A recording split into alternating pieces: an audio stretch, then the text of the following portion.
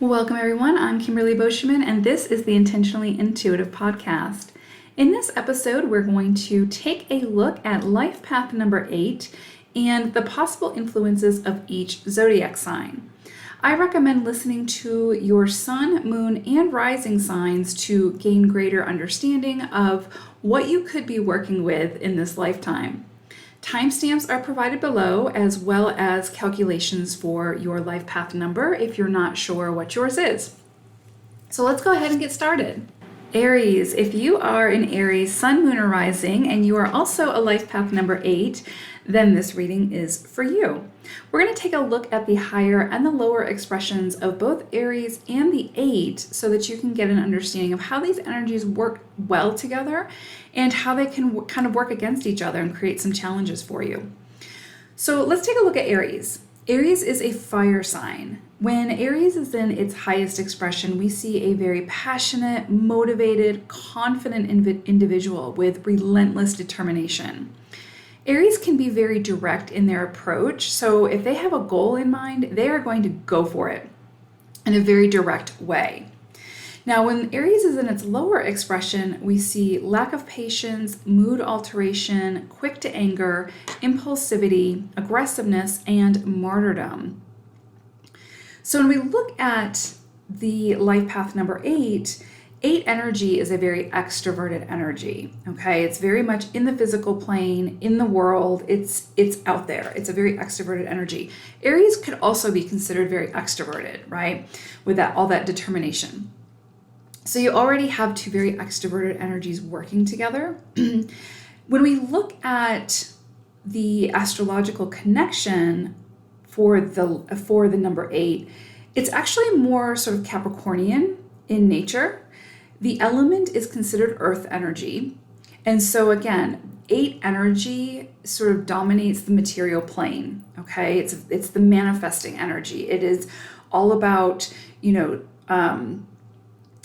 power, the powerhouse energy, the energy that is going to, build a business or, run a business, or, it's very in the physical plane. It usually has to do with building something very tangible, very resourceful, that is going to assist a greater community in some way. It's very extroverted material energy.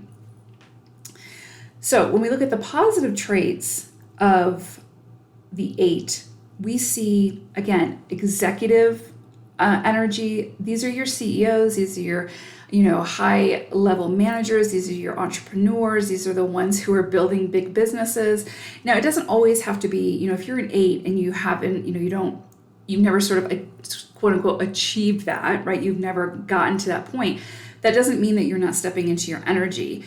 It just means that you chose to step into that power in a different way, perhaps, right? Like sort of being the head of the household in a way, right? Not dominating, but making sure that everything runs smoothly. So you're the rock that the family comes to, type thing, right? So again, it doesn't necessarily have to be like you have to be the head of a company or something like that. It doesn't always have to be business related, but it is going to express itself very heavily in the material plane. Okay, if that makes sense. So you would be creating some kind of system, some kind of structure, something that is going to put you in some kind of a leadership role in some way.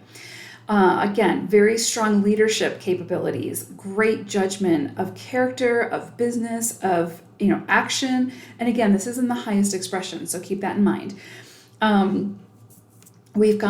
They're very decisive. They can be very persistent in what they do, hardworking, successful, and generally speaking, 8s tend to be wealthy in some way because again, their energy, when they step into this 8 energy, it dominates the material plane in some way, and so they become these attractors.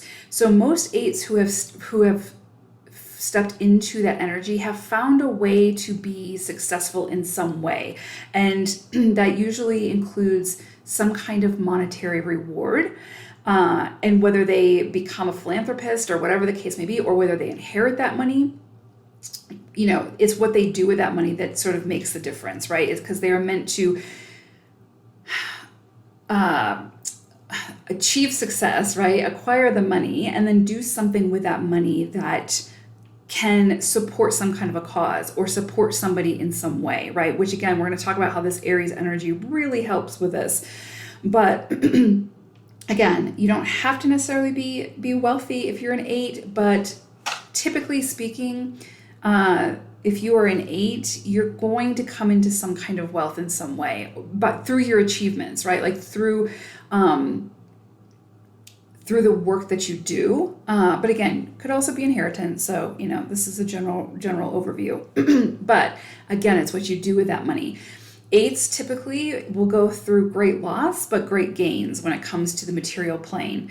So again, they could be those business builders that create something magnificent, acquire a ton of money, and then lose it all, only to rebuild it and be just as magnificent. I think Martha Stewart is an 8, and so that's a great example of somebody who built an empire, lost a lot of that empire, and just came back out and rebuilt it again. You see what I'm saying? So it's that kind of energy of like the manifesting, the good judgment, the business sense, building something of great value, not only for self, but for others as well. Again, it's a manifesting energy. They are great at, again, when they're in their highest expression, they're great at managing money and resources. They can also be very ambitious and intuitive. 8 energy is a very intuitive energy. It's not all about just the physical plane. When they're in balance, they can be very spiritually connected to the cosmos, to the ethereal plane, and they bring those ideas, those inspirations, that that intuitive drive into the material plane to create whatever it is they wish to create. Some of the negative traits of 8s, we see they become overly ambitious. They work too much. They become impatient, irritable. They can become a bully to sort of bulldoze over people to get what they want. They can become selfish or egocentrical. They can become very materialistic and easily stressed or overwhelmed because, again, 8 energy has a lot on their shoulders. They have a lot that they're trying to create in this lifetime or to build. And it's, we're not guaranteed to step into our life path energy fully. That's, it's a constant journey. And so it can be stressful to not be where you want to be on that path. So when we look at Aries, we can see how this fire energy of Aries really complements this more earthly energy of the 8, almost to the point where it's like Aries brings the fire, brings the passion, brings the motivation, brings that confidence with that relentless determination, right? And 8 sort of already has that in a sense. It's like they hit the ground running with like, I want to own a business. I want to, run a community center. I want to do whatever the case may be, right? They sort of already have that ambition, and then Aries just brings it like tenfold. And so I would say if you have Aries, Sun, Moon, or Rising, and you're also an 8, you came here, your soul came here very determined to step into this 8 energy and to accomplish big things. I would suggest that if you, and again, this is a general overview. So if you're like, this doesn't resonate with me at all, that's okay. You don't have to take it. But generally speaking, if you have Aries energy and you're an 8, Aries is going to give you that kick in the butt that the 8 sometimes needs to get over any kind of self-doubt, any kind of anything that kind of holds them back from stepping into that 8 energy. Because again, you are meant to create something of magnificence in the earth plane that will potentially bring you great success, great wealth. And then again, it's what you do with that wealth that's going to make the difference, right? But Aries, Sun, Moon, or Rising, your soul came here with this fire that was like, we're going to do this. And I don't care, how we need to get there, not, by bulldozing people, obviously, but in more elevated ways, right? I don't care how we're going to do it, we're going to do it. And so it just creates this incredible motivation and relentlessness. So it actually complements the 8 energy very, very, very well. However, when we look at the lower expression, again, of Aries and the 8, we can see how that determination can sort of backfire, where it can create that sort of overly ambitious energy, where you just become the workaholic, where you become that, leader or CEO or, owner of a company, where that becomes your life. You just continue, just constantly work. You become so grounded and ingrained within the physical plane that you lose sight of the other side of yourself, which is that more ethereal side.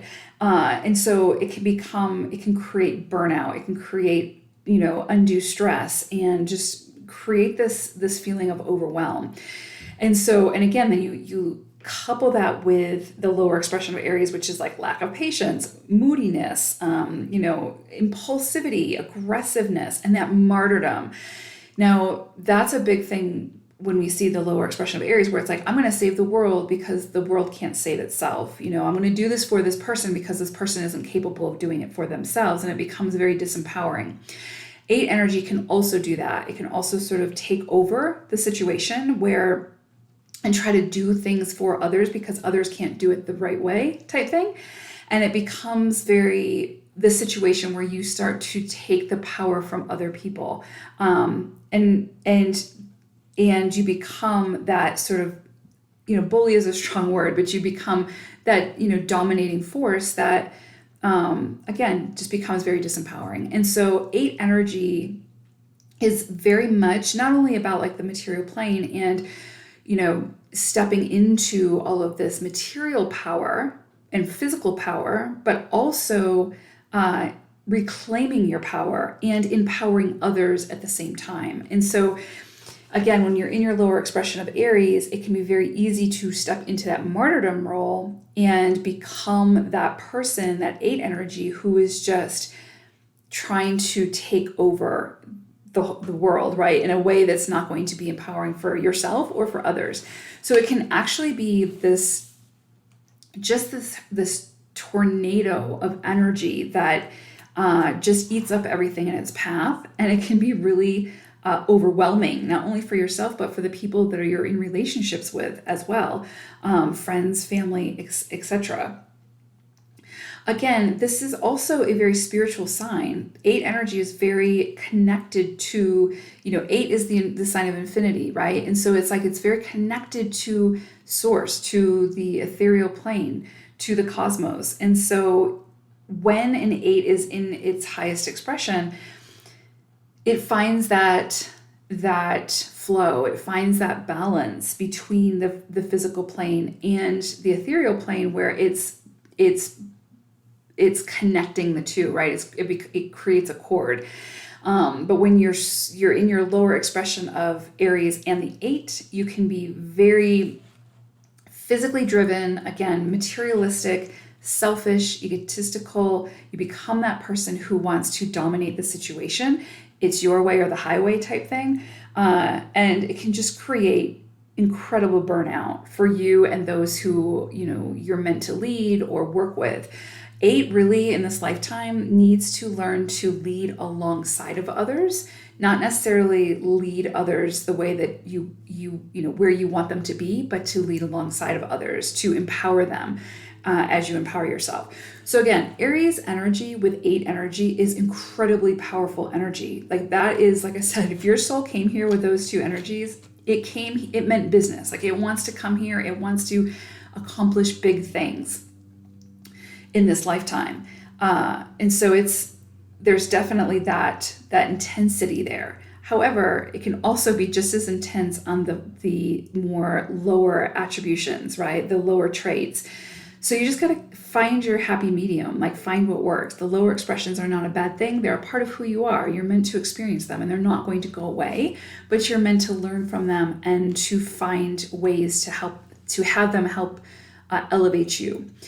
So I would say some of the most powerful energy would be Aries and 8 energy together. That is, your soul came here incredibly determined. And so, yeah, I'd be curious to hear if you are Aries, Sun, Moon, Rising, and also an 8, what your experience has been with that. Have you felt that intensity? What are you, where are you at in your journey? Like how have you sort of seen these energies work together?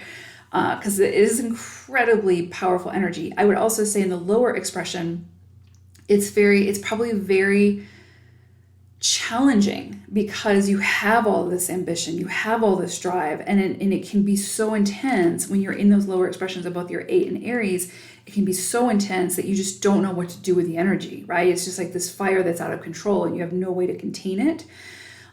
Or to sort of work with it. And so that can be incredibly challenging, but that's where you will see your challenges in life. That is where you will see things pop up that create the roadblocks that you're meant to figure that piece out and how to overcome that. And that's where you will acquire that wisdom, right? So that when it happens in the future, you can work with it.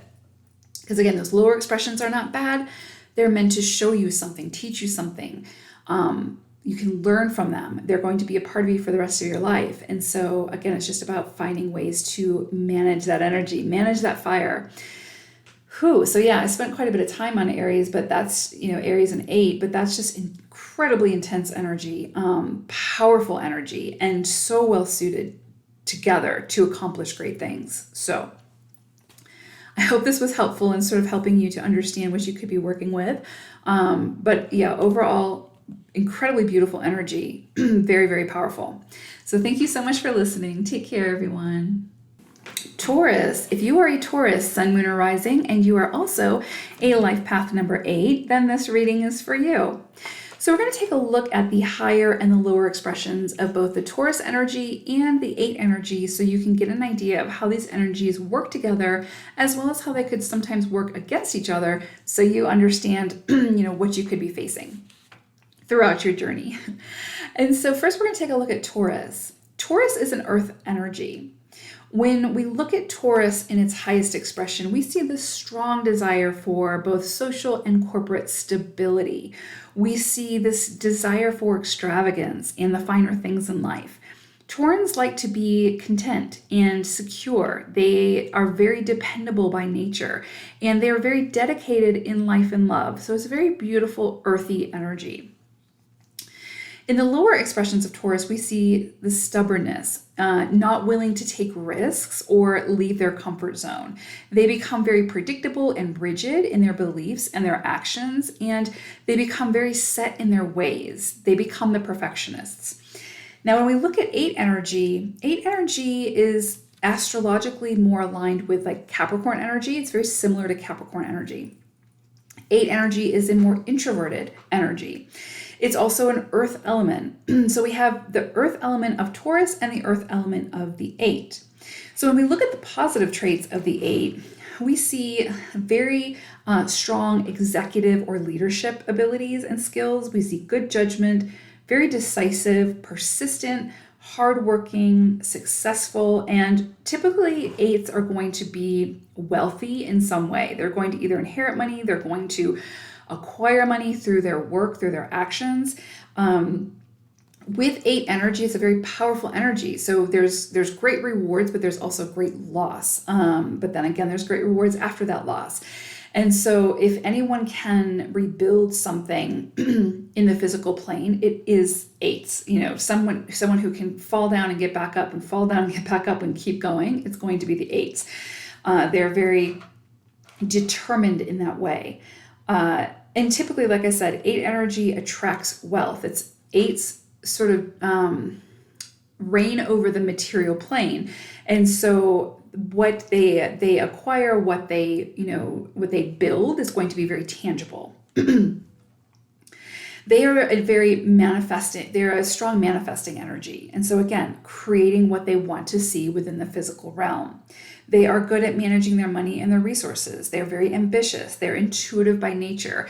It's a very strong physical energy, but it's also a very strong sort of spiritual and connected energy. When 8s are in their higher expression, they're very intuitive, very spiritually connected. And so they sort of draw from that energy to build in the physical plane what they wish to see. So very, very powerful earth energy in the 8. When we look at the negative traits of the 8, we see they become overly ambitious. They work too much. They become incredibly impatient, irritable.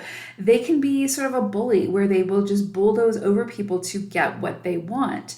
They can be selfish and egocentric. They can be very materialistic. Again, remember, that 8 energy sort of reigns over the material plane. And in its highest expression, 8 is meant to build something, and acquire that wealth to be able to assist others in some way, to empower others in some way.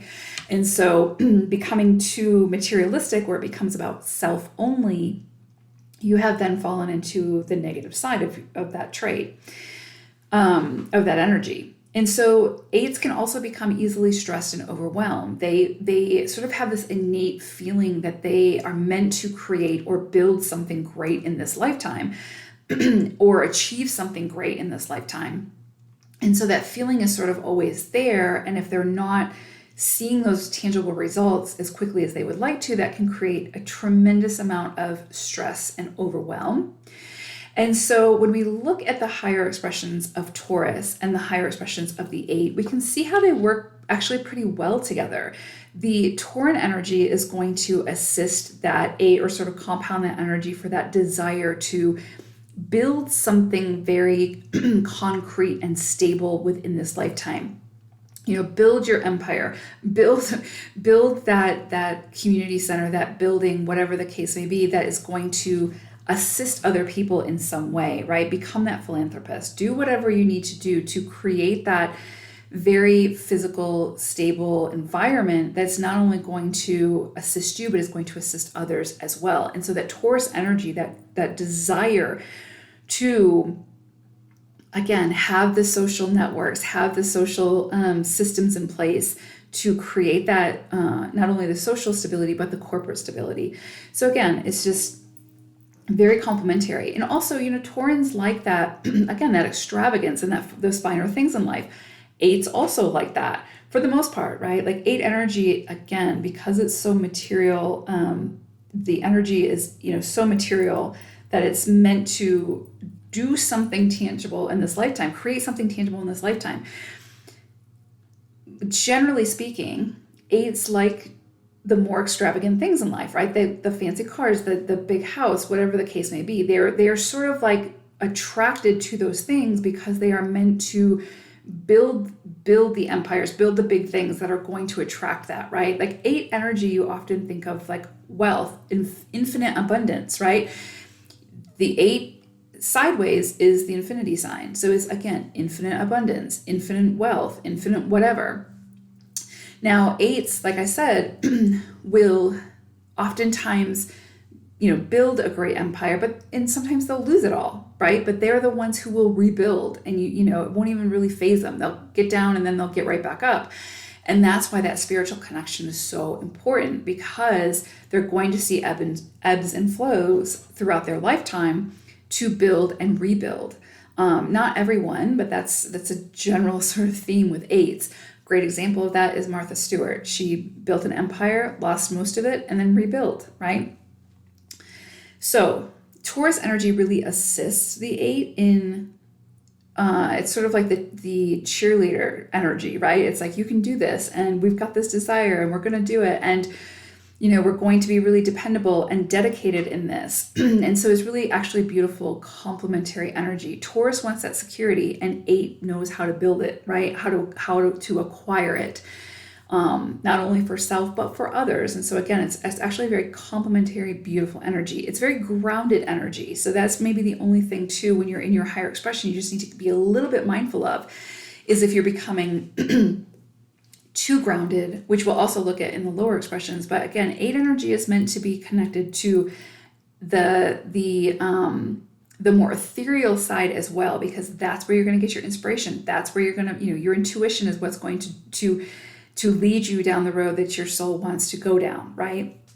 And so if you become too grounded with all this earth energy, you can start to feel a little bit stuck, or like you're walking through mud, or that you're not getting, you're not accomplishing what you want to accomplish because you're a little bit too in your comfort zone, which brings us to the lower expressions of Taurus. Again, stubborn, not willing to take risks, not willing to leave your comfort zone, those alone would just sort of suffocate 8 energy, because 8s are meant to take risk. 8s are meant to take huge risks, because you're not going to create something, larger than life if you're in your comfort zone, right? You're not going to create something that is going to have a huge impact if you're stuck in your own way of thinking, if you're too stubborn, if you're not willing to take those risks, and if you don't leave your comfort zone, right?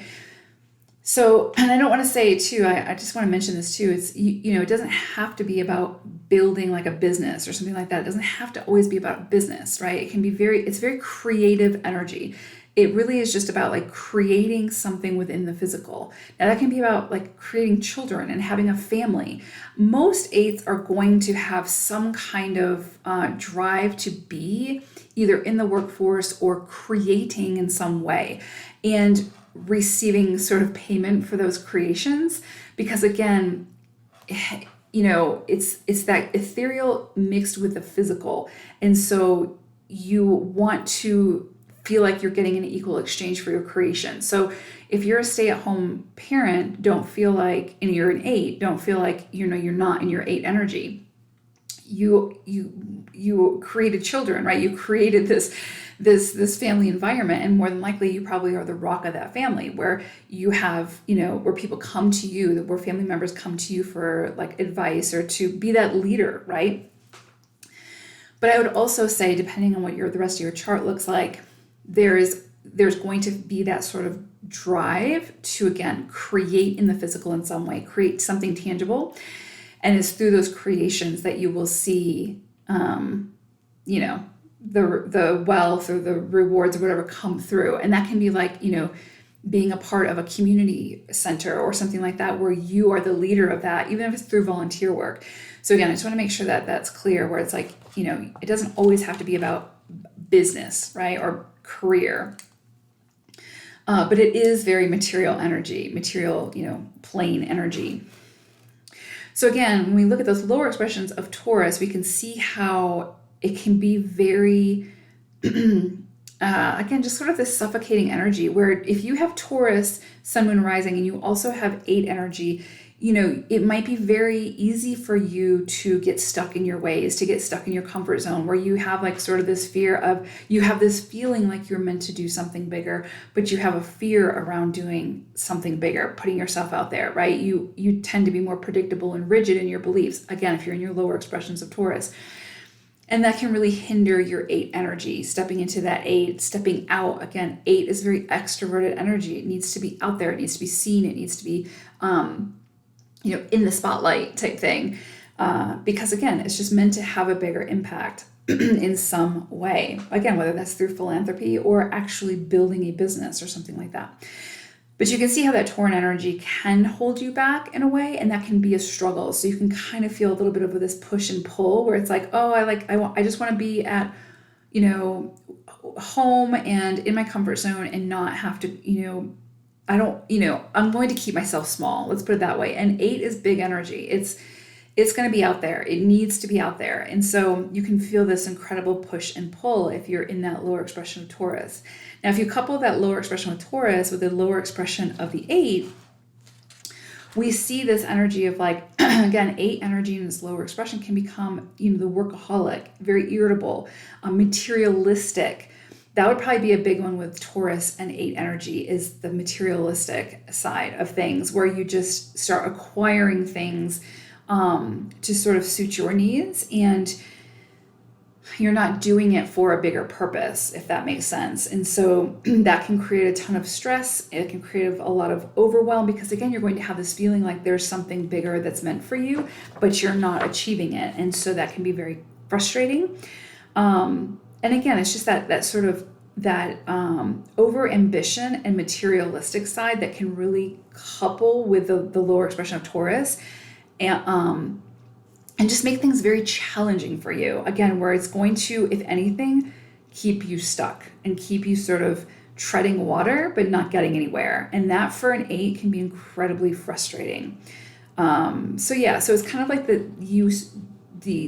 concern would be like, just getting stuck in one place and just not seeing any movement no matter what you try to do if you're in those lower expressions of your 8 and your Taurus energy, because you're always going to feel that pull within that you're meant to be doing more, that you need to achieve more, whatever the case may be. And so again, it's like working with and mitigating that energy so you don't overwork yourself or get to the point where you're just completely stressed and overwhelmed. And then you've got that Taurus lower energy of sort of keeping you in your comfort zone. So again, Taurus energy is very complementary in its highest expression, but in that lower expression, you can almost put down too many roots and be too grounded, where again, it just suffocates the energy of the 8 and just keeps you stuck. And that's going to feel incredibly uncomfortable. So if you feel incredibly uncomfortable in your current circumstances, chances are you might be in your lower expressions. And there's nothing wrong with those lower expressions. They are a part of who you are. They will always be there. But it's about working with that energy, being aware of it, and learning to manage it so that you can work with it as opposed to having it work against you. So overall, Taurus, 8 energy, both earth energy work great together. However, lower expression, it's a lot of earth energy. It's a lot of groundedness and can keep you stuck. And so you just got to kind of be aware of that and figure out how to kind of work with it. So I hope this was helpful. Thank you so much for listening. Take care, everyone. Gemini, if you are a Gemini sun, moon, or rising, and you are also a life path number 8, then this reading is for you. We're going to take a look at the higher and the lower expressions of both Gemini and the 8 so that you can kind of understand how these energies work well together, as well as how they can sometimes work against each other and create challenges for you. So let's take a look at Gemini. Gemini is an air sign. In its highest expression, we see someone who's very adaptable, very easygoing, super intelligent, again, outgoing and social, perceptive, very analytical and inquisitive. Geminis are often very highly passionate, especially if it's something that, really speaks to them, really piques their interest. They can become very passionate about that and create great goals and great visions from that energy. Gemini, in its lower expression, we see indecisiveness, impulsivity. They can be unreliable at times. They can have difficulty in planning and have a tendency to be inconsistent in many areas of their life. Now, when we look at the 8 energy, we see that it's an extroverted energy. I would also say Gemini is an extroverted energy. They're very outgoing and social creatures. 8 energy, again, is a very extroverted energy. It needs to be out there. It needs to be seen. It needs to be heard and experienced. It's a big, big energy. When we look at the astrological connection of the 8 energy, we see that it's mostly associated with Capricorn energy. It's got that ambition and drive of Capricorn. 8 energy is also an earth energy. So we have the air energy of Gemini and the earth energy of the 8. When we look at the positive traits of the 8, we see this incredibly strong executive ability, leadership skills. A lot of times 8s, you see this sort of innate drive to own a business, to be a CEO, to be a manager, to sort of be at the forefront of something bigger than life, right? Like a big business. They're generally not going to be the person who stays in sort of an entry-level role or in a role that is going to keep them sort of doing the same thing, more mundane work, if that makes sense. They're going to be the ones who, you see getting the promotions all the time, excelling to the forefront of that business in some way, shape, or form. It doesn't always have to be about business with 8s. I want to make that really clear. It can be, starting a family and being the leader of that household, but in a very nurturing and a way where you become the rock of that family type thing. It can be like doing volunteer work and really excelling in that volunteer work, where again, philanthropy, whatever the case may be. But 8 energy is sort of they work in the material plane, right? It is this physical element of the 8 where they are meant to, again, be seen, be heard, be experienced, and create something within the physical that not only empowers them, but empowers others as well. And so again, we often see with 8 energy, if you have a lot of 8s in your chart or you are an 8 life path, we often see sort of, again, this innate drive to create something within the physical and to acquire, right, the rewards, monetary and otherwise, within the physical. So again, they sort of have dominance over the material plane.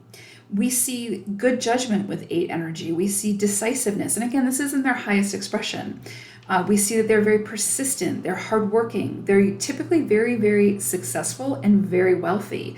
Again, in the highest expression. Now that can be inherited money. That can be money that they acquire through the work that they do, through what they build, whatever the case may be.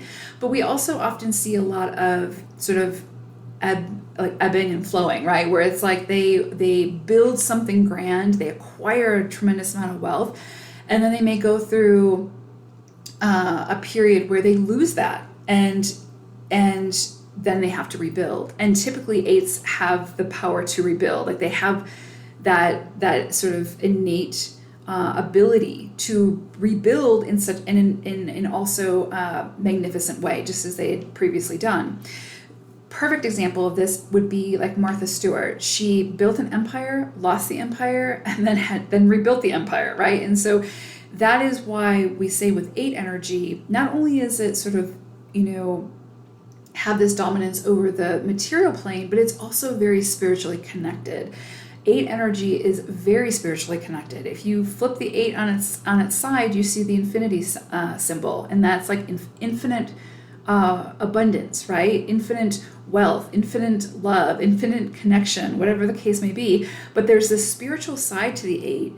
And when they're in their higher expression, they're connected to that spiritual side, because that is that spiritual side that is going to assist them, lift them up from those times that, they lose their wealth, they lose, their business goes under, or their business doesn't work out, or whatever the case may be. Is that spiritual connection that lifts them back up to be like, okay, well, we pick ourselves up, we move on, and we build again. And they will. And that's the thing. And so it's kind of like, again, it's just this very persistent, hardworking, and incredibly successful energy. Now, if you're an 8 and you're like, well, I don't feel very successful, it's 8 energy in tarot is associated with the strength card. There's an incredible amount of strength that goes into being an 8. You have to be able to have the vision, hold the vision, work towards the vision, and pick yourself up when you fall, and the rewards will be great. And so again, it's just this sort of this journey that the 8 goes on that eventually brings them that success and that wealth. And it's what they do with that makes all of the difference. 8 energy is also a manifesting energy. They create within the world what they want to see, right? Again, it's over that physical plane. And so they take those inspirations, they take those ideas, they follow their intuition, and they create within the physical what it is that they wish to see. They're good at managing money and great at managing resources, again, when they're in their higher expression.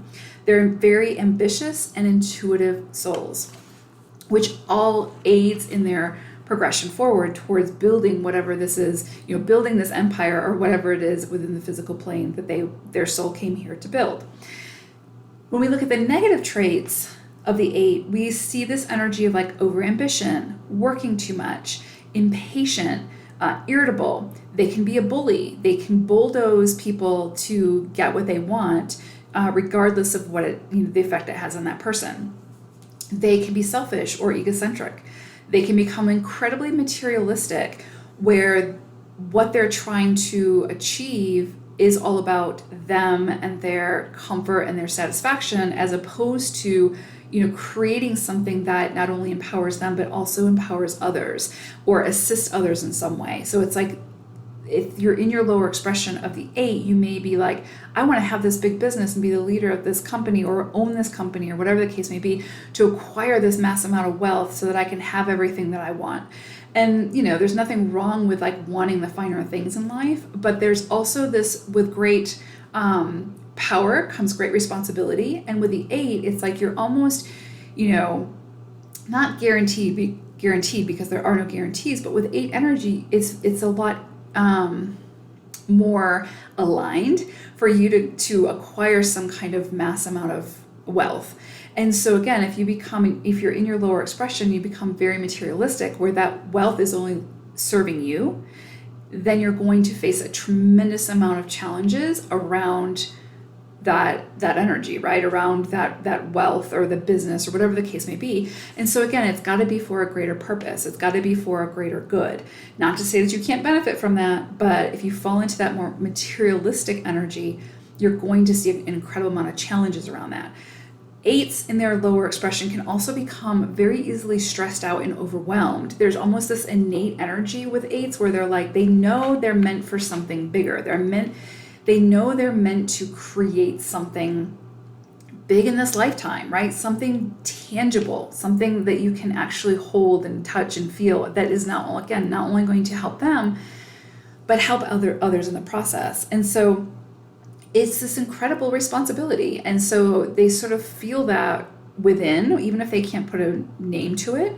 And that sort of follows them throughout their journey to assist them in stepping into this energy, right? Now, when we look at the higher expressions of Gemini, we can see how the Gemini energy is super complementary to the 8 energy. It's, Geminis are great at networking, at creating these social sort of circles and empires that will assist them, right? Like not only personally, but also professionally. And so again, they're very adaptable. They can, change directions quickly. They can, take a survey of the situation, see what they need to do and make adjustments. And that assists the 8 incredibly, because again, being an 8 means that you're going to be taking risks. You're going to have to put your neck out on the line a million times. You're going to have to try and try again.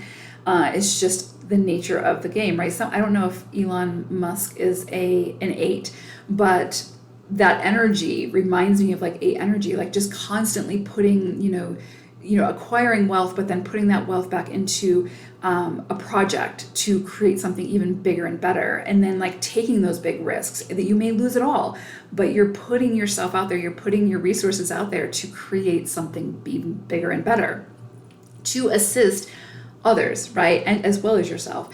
And so again, Gemini energy is incredibly complementary to 8 energy. You've got that intelligence, you've got the outgoingness, you've got this social aspect. And again, Geminis are very perceptive. They're aware of what's going on. They're very analytical. And so all of these traits are really assisting the 8, and then being inquisitive as well. Geminis are very inquisitive by nature. And so again, that assists the 8 to, try something different, try something new. Oh, that didn't work. Okay, let me try this. Let me do this, even though it's outside the norm. And so again, you can see how the Gemini energy complements the 8 energy beautifully. I would say if you have Gemini sun, moon, or rising, you are probably and you're also an 8, your work is meant to be social in some way. It's meant to assist the masses in some way. It's meant to be out there. It's definitely meant to be out there and be seen. Because again, that Gemini energy just assists you with that. It helps you with the networking. It helps you with that social aspect. It's definitely an extroverted energy. If you had an introverted energy, it would be more challenging. And so I feel like if you've got Gemini energy, that's your soul like pushing you to be out there, mingling, being with people, working with people, collaborating with people. You probably feel an incredible drive to collaborate with others that are aligned with you, whose values are aligned with you and whose vision is aligned with you, that sort of thing. Where you can still be the leader in the project, right? Because again, that 8 energy is going to ask you to be the leader. It's going to ask you to, be sort of the owner of the project. But that Gemini energy is going to sort of encourage you and assist you in collaboration, which is in networking, which is really beautiful. Now, when we look at the lower expressions of Gemini, we can see how this can really create sort of chaos and confusion for the 8 energy. And so with the lower expression of Gemini, again, you've got indecisiveness, impulsivity, unreliability, you've got difficulty in planning and a tendency to be inconsistent. That inconsistency goes against that 8 energy. Because again, 8 energy is going to be very persistent. It's going to be hardworking. It's going to be very focused on achieving whatever it is it's wanting to achieve, right? Because again, it's that very ambitious energy. And so if you have the lower expression of the Gemini, you've got sort of this chaotic, sort of whirlwind energy that is very confusing and very, I think chaos is probably the best word for it. And so it just kind of keeps you chasing your tail. It keeps you running in circles. It keeps you where you can't focus your energy, and your energy becomes scattered. And so for an 8 to have scattered energy, it's going to keep you incredibly stuck. It's going to make you incredibly frustrated, because you need that focus to be able to accomplish whatever it is you want to accomplish. You have to be able to rein in that energy in a way and work with it and manage it so that so it's not scattered. And so again, when you're in those lower expressions of Gemini, you're going to feel very uncomfortable. It's going to feel like you have this push-pull energy, where it's like your 8 energy is like, we need to focus, we need to do this, where you've got this drive and this ambition, but then you've got the chaos of the lower Gemini, and it's keeping you scattered. And so through those challenges, whatever comes up for you, and it's going to be different for every individual, but whatever comes up for you, those challenges are trying to show you how you can work with the energy, right? Because the lower expressions are a part of who you are. They're not going anywhere. They're going to be with you for the rest of your life. And they're not a bad thing, right? You are meant to work with those energies. You're meant to have them work for you as opposed to work against you. And so if you're in those lower expressions of Gemini, it's fine. Don't beat yourself up about it. But there's something that the challenges that surface are trying to show you so that you can work with that energy and actually use it to your higher good, right?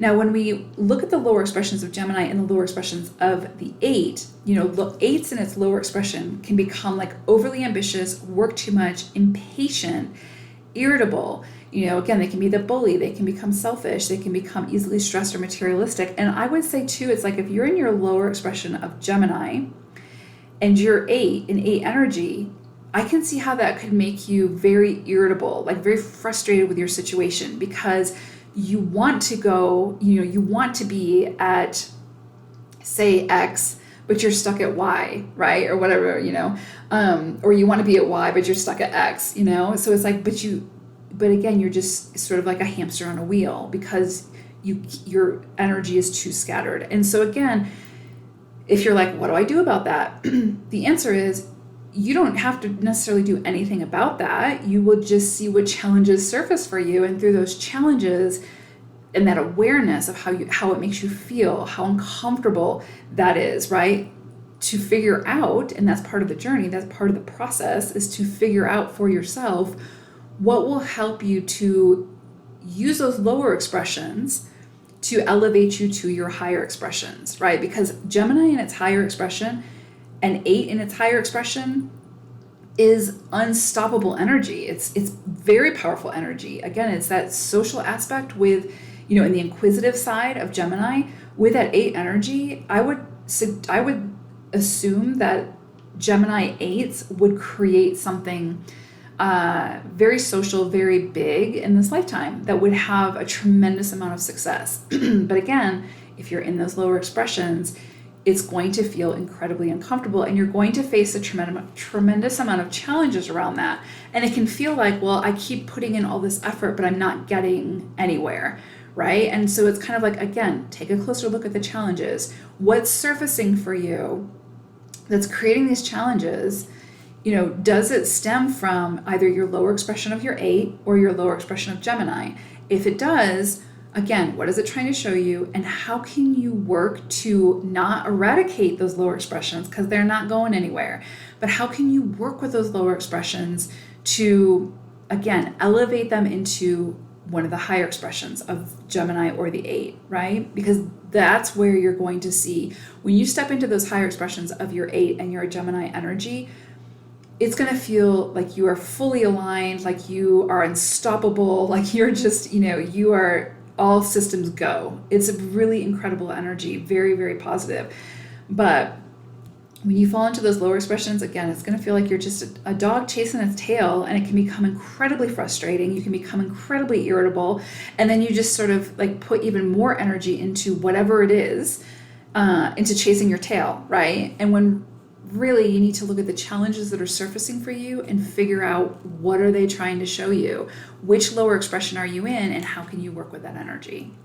So I hope that that is helpful in just kind of giving you an idea of those higher and lower expressions, and sort of how, again, you don't want to get rid of them. You want to work with them. You want to learn to manage them and to have them work for you as opposed to against you.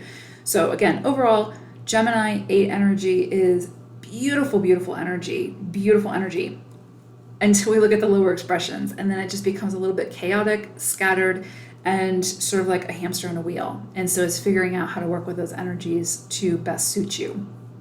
So I hope this was helpful. Thank you so much for listening. Take care. Cancer, if you are a Cancer sun, moon, or rising, and you are also a life path number 8, then this reading is for you.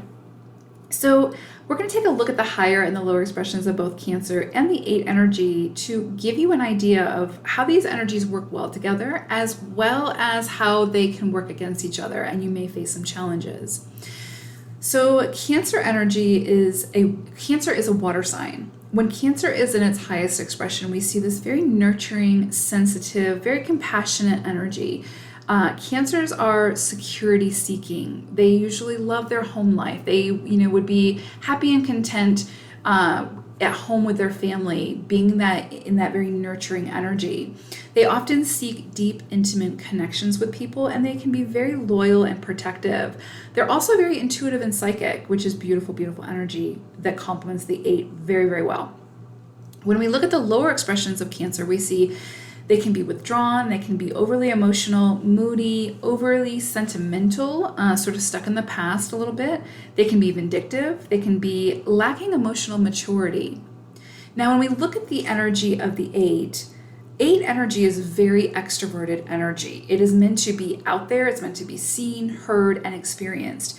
Cancer energy really feels a lot more introverted. And so you already sort of have this a little bit of like this push and pull, like this tug of war going within between those Cancer energies and that 8 energy. Now, 8 energy is a Capricorn energy. It's very the astrological connection is Capricorn, and so you're going to see some similar traits to Capricorn energy. 8 energy is an earth energy. So we have the earth energy of the 8 and the water energy of the Cancer. And so you've got this very grounded energy, but then also the very intuitive, emotional energy of Cancer. Now, when we look at the positive traits of the 8, we see, again, very Capricorn-like energy. They're the, strong executive ability, strong leadership energy. 8s sort of govern the material plane. They, their work is meant to, again, be seen and experienced by others, to help empower others in some way. And it's very material. They're creating something very tangible with, the work that they do. 8s in their higher expression will have good judgment. They'll be very decisive. They are persistent, hardworking, very successful, and generally very wealthy. 8s have that determination to create within the physical what it is that they wish to see. Again, manifestation. They are great manifestors. And through that, 8s will feel this tremendous drive to create something within the world that just by sort of the bylaw, just it brings them a tremendous amount of wealth, right? They just tend to be more financially stable or financially wealthy. Because again, so much of what they create and do has to do with the physical plane. Now, you could be an 8 and you could inherit a tremendous amount of money. But again, because it sort of governs that material plane, 8s are meant to do something very notable with that money. So if you inherit money, you would maybe go into philanthropy or something like that, where you're assisting others in some way by empowering them in some way, right? And through that, you empower yourself. And so again, there's usually some level of wealth associated with 8 energy. Now, if you're an 8 and you're like, well, I'm not wealthy, just understand that this is a journey, right? You're not guaranteed. These are not guarantees. These are like, you're going to face challenges, and have to overcome obstacles that you will make decisions on, and that will either lead towards, one path or another. And so again, this is just a general overview, but generally when we see 8 energy, we see some level of wealth there. Your soul sort of sets you up in some way to, again, learn the lessons of that wealth, because there's a lot of 8s who will acquire a tremendous amount of money, but then lose a tremendous amount of money, right? With great power comes great responsibility, and money in this lifetime, right, on this planet, is power in some sense, right? And so again, it's what you do with that power. And so those can be some of the lessons that you have to go through. Now, we can also see with 8 energy that they are very, again, ambitious. They're very intuitive. Now, this is not just a physical energy. They do govern the physical plane, but they're also incredibly spiritual, ethereal, and connected intuitively to their higher self when they're in their higher expression. Because if you look at the 8 flipped on its side, you get the infinity sign, right? So infinite wealth, infinite abundance, infinite love, infinite whatever. And so it's a very spiritually connected energy when it's in its highest expression. And 8s will need to draw from that spiritual energy when they, face some of those downturns, when they face taking a risk, trying to build a business, and if it fails or whatever the case may be, where some of the other signs might get tripped up by that. 8 energy, when they're in their high expression, can be like, okay, this sucked, and now I'm going to pick myself up and try again and do something even better. And a perfect example of that is like Martha Stewart. I believe she's an 8, and you can see that through her journey as well. She created this mass empire, lost a good portion of that empire, and then just rebuilt it, right? And so that is very strong 8 energy. When they're connected to their more spiritual side, that gives them the drive and the courage to be able to pick themselves up and rebuild. Now, when we look at 8 in its lower expression, we see they can be overly ambitious, they can work too much, they can become impatient, irritable, they can be a bully and sort of just bulldoze everybody in their path to get what they want. They can be selfish or egocentric. They can be materialistic. They can be easily stressed and overwhelmed. It's almost like 8s come out of the womb, like knowing that they came here to create or do something of great value to a bigger population. And so that can create a tremendous amount of stress, right? Just having that sort of innate feeling that you're meant to do something big in this lifetime can be overwhelming, right? And can sort of feed into that overambition, or working too much, or, beating yourself up, or becoming that bully where it's like you just become so obsessed with the goal that you disregard everybody in your path, which goes against, obviously, the 8 energy when you're meant to empower others. And so when we look at the Cancerian energy, the higher expression, this is interesting because you actually have, like, again, this very nurturing, softer energy of Cancer, who really likes that sort of security, who likes that more maybe like familial environment.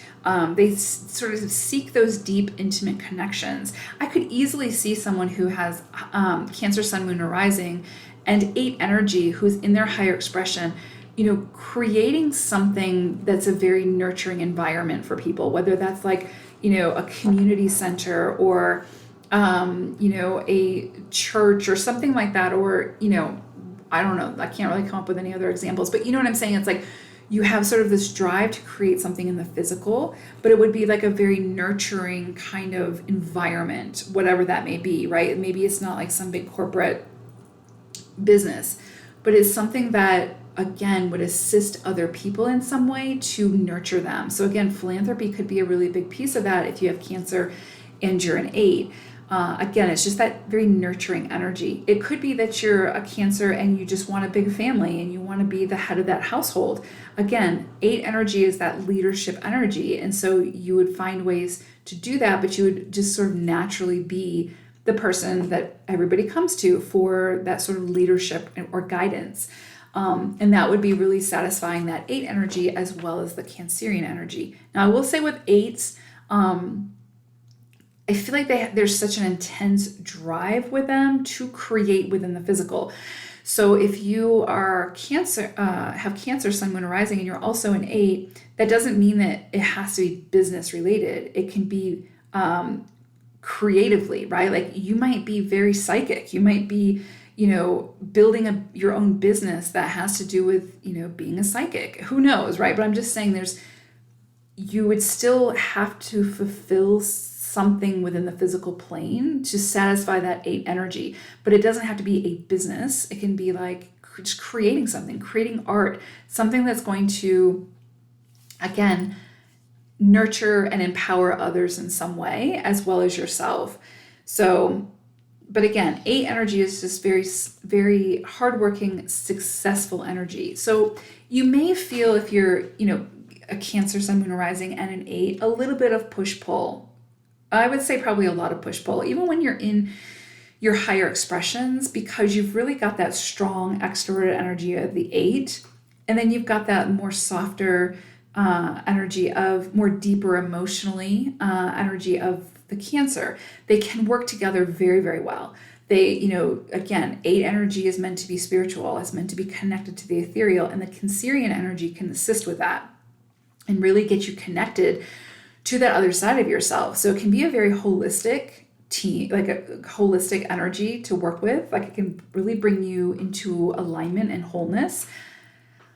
But you can also feel that sort of push-pull, like there's 2 sides of yourself, where you've got that more like business-oriented or sort of physical energy, and then that very softer energy of the Cancerian energy.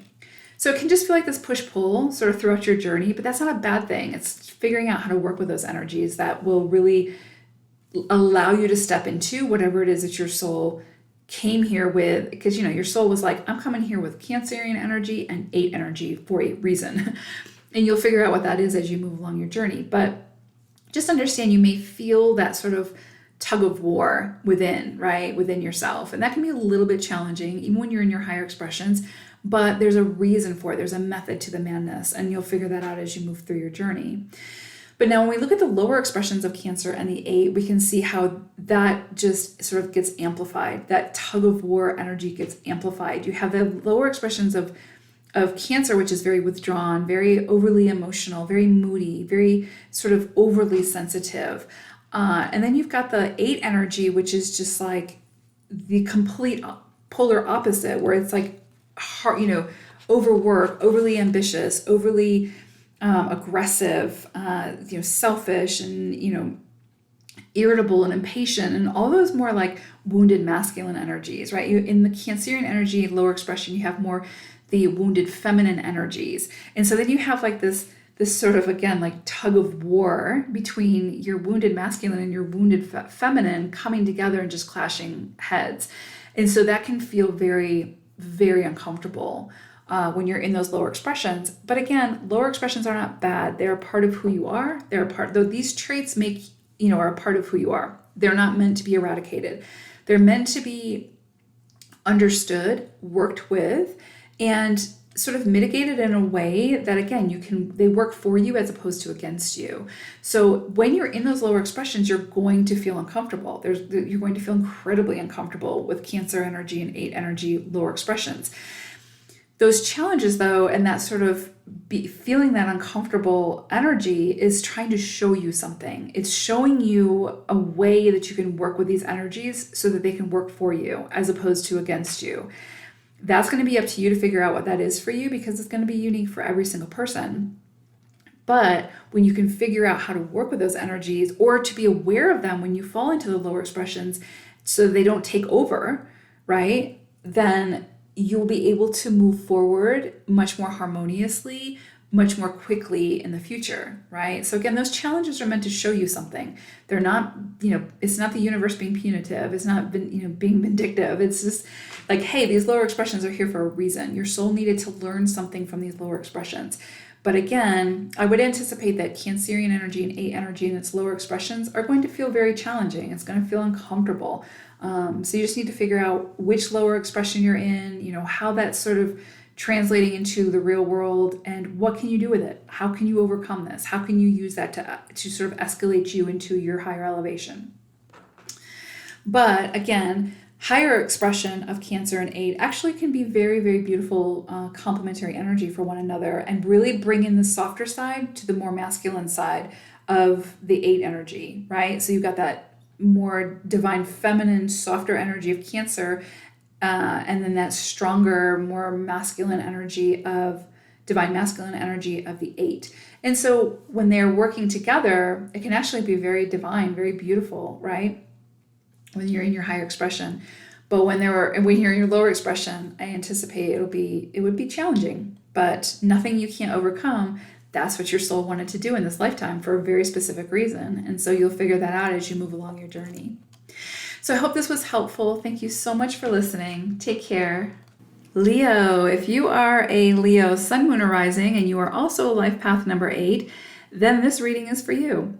We're going to take a look at the higher and the lower expressions of both Leo and the 8 to see how these energies work together, as well as how they could sort of work against each other and create some challenges for you on your journey.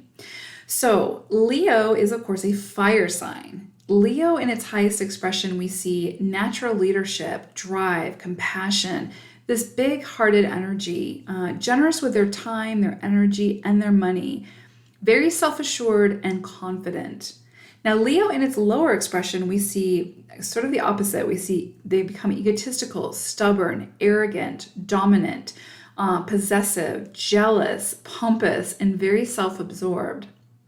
Now, when we look at the 8 energy, I will say Leo energy in its highest expression is incredibly complementary to 8 energy. It is beautiful energy. If you came here as a Leo sun, moon, or rising, and you're also an 8, your soul came here to accomplish some really big things in this lifetime. No pressure.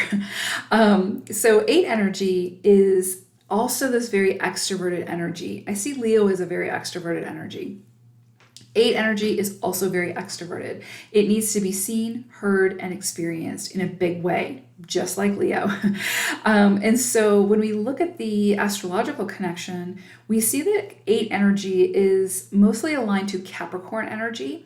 It's also an earth energy. And so again, it's going to have a lot of the same traits as the Capricorn energy in the Zodiac. Some of the positive traits of the 8, we see this incredibly strong leadership or executive ability. These are your CEOs, your managers, your owners, your entrepreneurs, the ones who are going to be in a leadership capacity. They're not going into a career or something like that to stay at entry level. There's nothing wrong with entry level, right? But 8s came here to climb that ladder, to be the leaders, to sort of lead by example in a way. And now again, I just want to make sure it's clear. If you're an 8 and you're like a homemaker, that's totally fine. You can be fully in your 8 energy as a homemaker. You would probably be sort of the leader of that home, right? Like the rock to the home, the one who everybody comes to for the advice or the leadership, right? Or the guidance. And so you can definitely fulfill that energy by being a homemaker. I would suggest, or I would anticipate that if you are an 8 and you're like a homemaker, you're going to feel that drive to still be out there in some way. And so if you're feeling stifled in any way, then just know like volunteer work, philanthropy, any of those things can sort of satiate that 8 drive, that 8 ambition, that 8 energy. But just know that you can definitely be in your 8 energy as well as be a stay-at-home parent. So again, we've got, leadership skills, great judgment. They're very decisive when they're in their higher expression. 8s are very persistent. They're hardworking. They are typically very successful and possibly wealthy. We usually see great wealth associated with 8 energy when they're in their higher expression. That can be an inheritance. That can be, stepping into great wealth from old money. It can be stepping into great wealth from new money. Typically that wealth plays a role in some way, right? Like, so if you are like that wealth is going to assist you in creating something, that empire, right? Like building that business, taking those risks, having the funds available to be able to take those risks, to create something that's going to assist others in the physical plane. 8 energy is very much associated with the physical plane. They sort of That's their playground. They're the manifestors. They're going to create in the physical what it is they want to see. Now, it's not just a physical energy, it's also very spiritual. When you flip the 8 over, you see it's the infinity symbol, right? So infinite abundance, infinite wealth, infinite love, infinite whatever.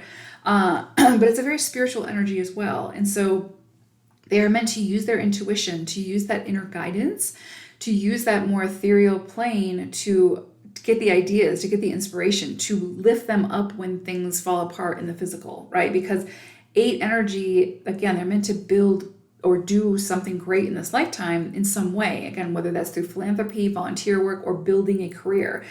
So there's going to be a lot of ups and downs. And it's during those downs, they need that spiritual connection to be able to lift them back up, to rebuild. And so it's a very, very nuanced energy.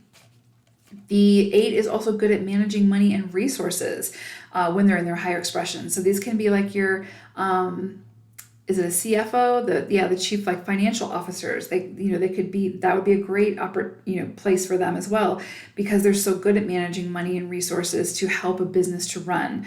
But again, in some kind of leadership role, they're usually very intuitive, as I mentioned as well, just to be able to follow that inner guidance and pull from that more ethereal plane to build within the physical.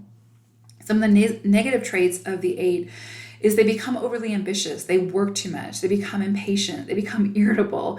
They can be a bully. They can just bulldoze people out of their way to get what they want. They can be selfish, egocentrical. They can be materialistic, and they can become easily stressed and overwhelmed. It's almost like 8s sort of pop out of the womb and they're like, I know I'm here to do something big, so let me get started, right? And so that can cause a lot of stress and anxiety and can feel like you've got a big purpose, and that can feel overwhelming. Now, when we look at the lower expressions of Leo, let's look at the lower expressions first, and then we'll get into the higher expressions. The lower expressions of Leo and the lower expressions of the 8, we can see how this could just become a fire that's out of control. Remember, 8 energy is earth energy. So we've got the Leo fire energy. When these two come together and they are in their lower expressions, it can be combustible. It can be like a forest fire out of control. The earth energy becomes a kindling for that fire energy, and they just fuel one another. And it just becomes incredibly aggressive, incredibly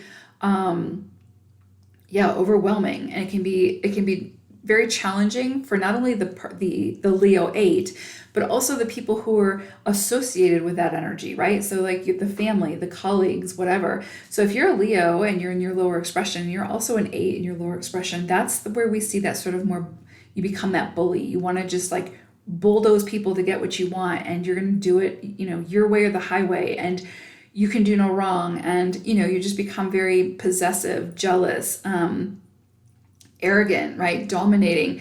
And then it feeds into that sort of very overly ambitious, irritable and impatient energy. And that sort of dominating energy of the 8. And it can just really wear you out. And again, the best example is just like this forest fire that's out of control. That's the energy. And that can feel really, really intense. So that can be incredibly challenging energy to work with if you're in those lower expressions. Now, I will say the lower expressions are not bad, right? They are a part of who you are, and they're going to remain a part of who you are for the rest of your life. And so it's really about like becoming aware of them, learning to work with them so that they work for you as opposed to against you. When you're in those lower expressions, that's where you're going to face most of your challenges. That's where you're going to, the universe is trying to show you the wisdom that you can pull from those experiences to work with, right? To help lift you into those higher expressions. So lower expression of Leo and 8 is going to be incredibly challenging. No doubt about it. You've got all that fire, you've got just that really self-centered, sort of stubborn, arrogant energy of Leo, and then the very like overly, overly ambitious sort of workaholic of the 8, as well as like the willing to step on anyone to get where they need to be. And you're just going to see, like I said, you'll just see a tremendous amount of challenges around that. Like you may get ahead, but it's not going to come with gratification. There's going to be a lot of challenges associated with that. You may acquire a lot of money, but if you're using it for selfish reasons and only selfish reasons, right, then you're going to face an incredible amount of challenges around those that money, right? And so that's where the lessons lie. There are lessons that will be in that experience. So it's not a bad thing. They're meant to show you something. Now, with that being said, when we look at the higher expressions of both Leo and the 8, we see just like I said, if your soul came here with Leo energy and 8 energy, yes, it may be incredibly challenging at times as you dip in and out of those lower expressions. But when you're in those higher expressions, you are just going to be unstoppable. This is just, fire and earth energy, when they work together, they can work incredibly well together, right? Like in this highest expression, that 8 energy becomes that sort of kindling for the Leo energy, but it doesn't get depleted. It works very cohesively together, and that Leo energy gives that drive to the 8, or sort of compounds that drive, right? 8 energy is already out there. But I would anticipate that if you're Leo and you are an 8, you're meant to do something pretty big in the world, and that's going to be seen by the world, because you figure like the ruler of Leo, I believe, is the sun. So it's like, you think of that powerful energy, and like if I had to like pick a planet or a star that would be sort of the ruler of the 8, I would say is probably the sun as well, because it's just, again, that very extroverted, creative, just manifesting, just huge powerhouse energy, which is very similar to Leo. So when you combine those two energies, that's just a powerhouse to be reckoned with. So it's going to be really intense energy to sort of harness, if that is your energy. Like there are probably times where you just feel like your energy is larger than life, and I can totally see that. But when you find ways to work with that, and you really step into your higher expressions of both Leo and the 8, that's what I mean. Things are going to feel so aligned for you. Things are going to feel, like there's nothing you can't accomplish. And as an 8, there really isn't. So, just beautiful, beautiful complementary energy, powerful, powerful energy in the higher expressions. Very, though, can be very destructive energy in the lower expressions, though. So, it's just, again, facing those highs and lows and facing those challenges and just seeing, what am I meant to learn from this experience? What is the universe trying to show you? What is my soul trying to show me, right? When I'm in these lower expressions. And it's through those experiences that you will gain the wisdom to help elevate you and, sort of keep you in some of those higher expressions that will just, allow you to move mountains with that energy. That's incredible energy. So hopefully this was helpful. Thank you so much for listening. Take care. Virgo, if you are a Virgo sun, moon, or rising, and you are also a life path number 8, then this reading is for you. So we're going to look at the higher and the lower expressions of both Virgo and the 8, so you can see how these energies complement one another, as well as how they can at times work against each other, so that you know what you signed up for.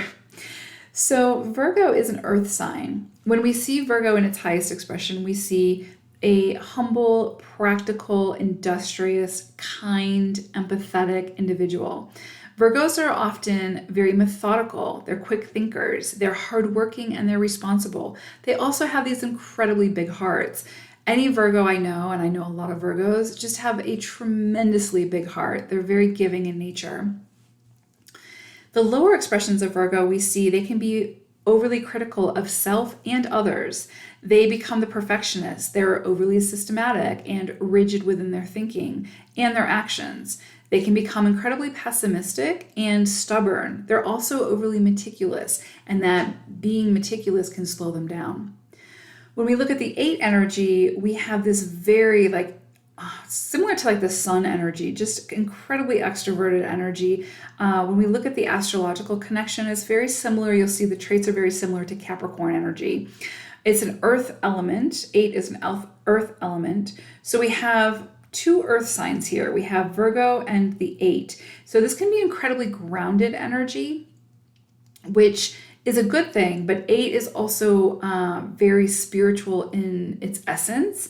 And so the struggle here, even in your higher expression, is to not get too grounded, to not lay down too many roots, right? So again, depending on what else is in your chart, that may not be an issue. But if you've got Virgo, Sun, Moon, Rising, and you're an 8, even in your higher expressions, you just would have to be a little bit mindful to make sure that you're not too grounded, right? Because that's a lot of earth energy. When we look at the positive traits of the 8, we see executive leadership abilities. These are your CEOs, your managers, your entrepreneurs, the owner of companies, right? The ones who make things happen, who manifest within the physical what they want to see. They create it, and then they keep it running.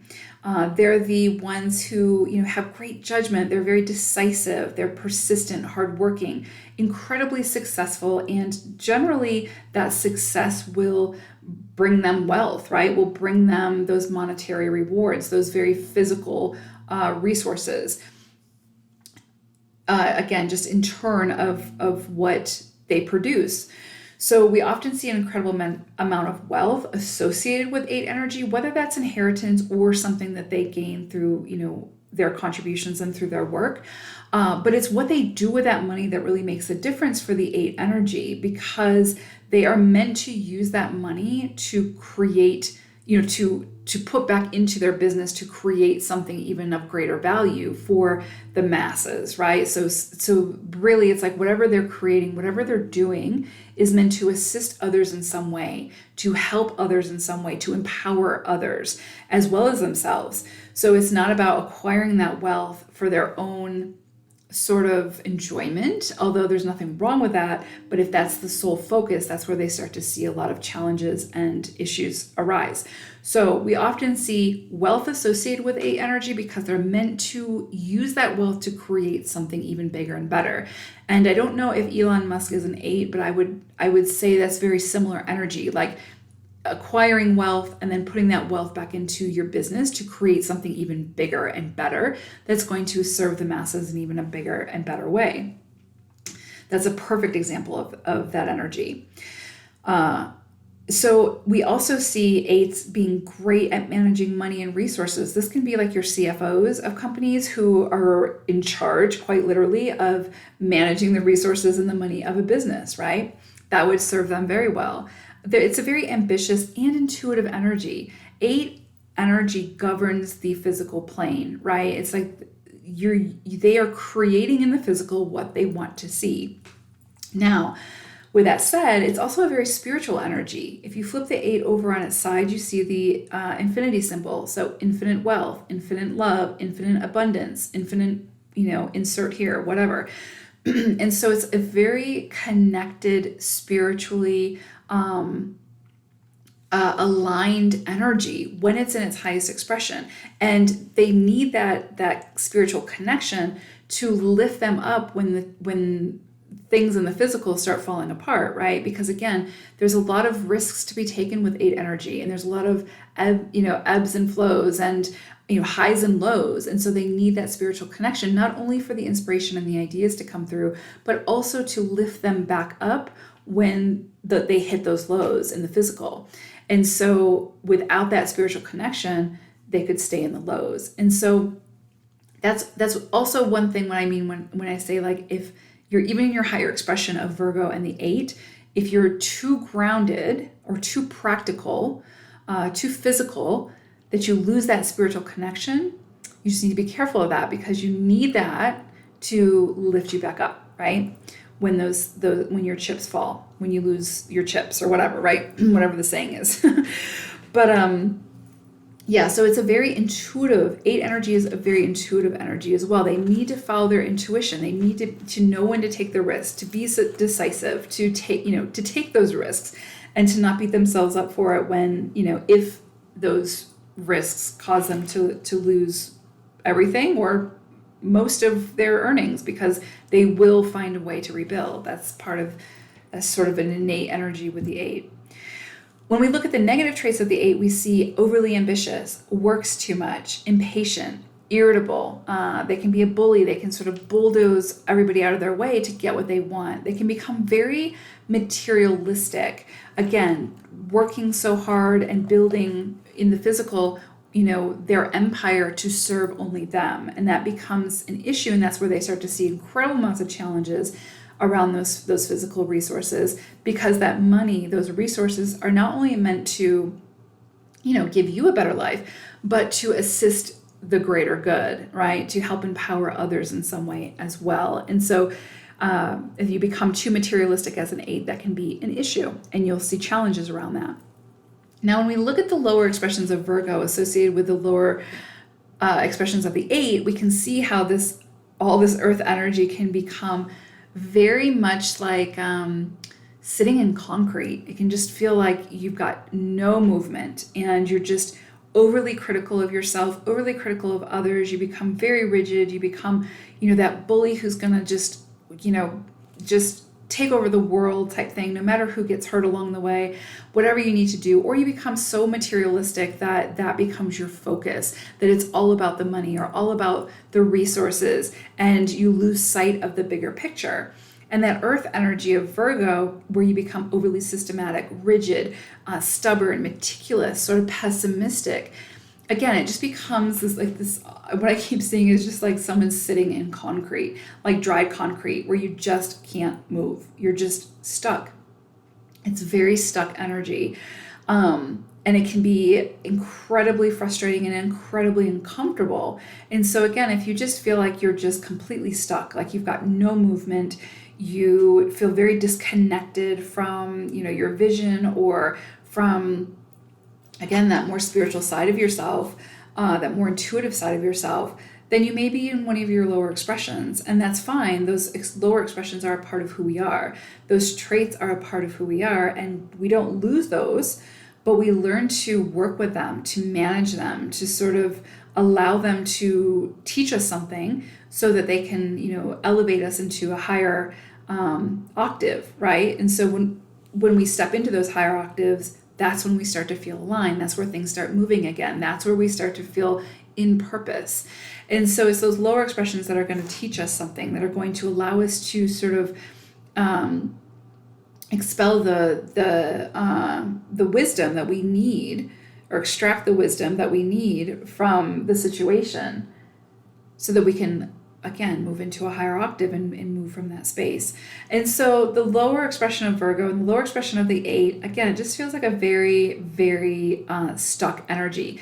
Not to say, like, if you're in your lower expression of Virgo and the 8, you could very well be very successful, be, moving up the ladder, but you're going to be facing an incredible amount of challenges if the reason why you're doing that, if the reason why you're pursuing that is strictly for egoic reasons, or strictly for materialistic reasons, or strictly for very selfish reasons, you're going to face an incredible amount of challenges. So you might say, like, oh, well, I'm incredibly wealthy and I have all these 12 cars and a big house and all that stuff, but I'm not happy.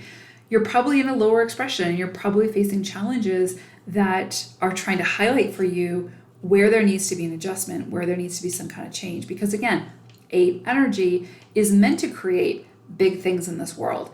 It's meant to be, potentially wealthy, but that success and that wealth is meant to sort of be distributed in a way so that it helps the greater good, right? So if it becomes too selfish, then there's an issue. When we look at the higher expressions of the 8 and Virgo, we can see how that Virgo energy really sort of, again, just puts sort of the wind in the sails for the 8 and just sort of lifts that energy up. It's very complementary. It's, that sort of methodical energy, that very practical energy, that humble energy of the Virgo makes the 8 someone who, would be easy to work with, who would be very dedicated in whatever it is that they're doing, be very focused in their work.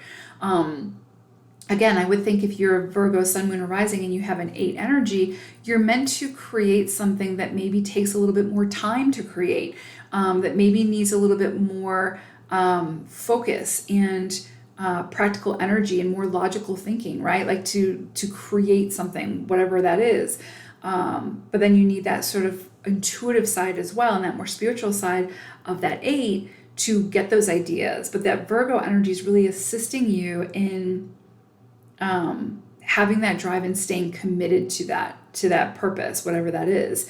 And then also just the big generous hearts of the Virgo, right? It's like that assists in the relationships that the 8's ultimately going to have to create, to be seen, to be experienced, to be heard in this lifetime.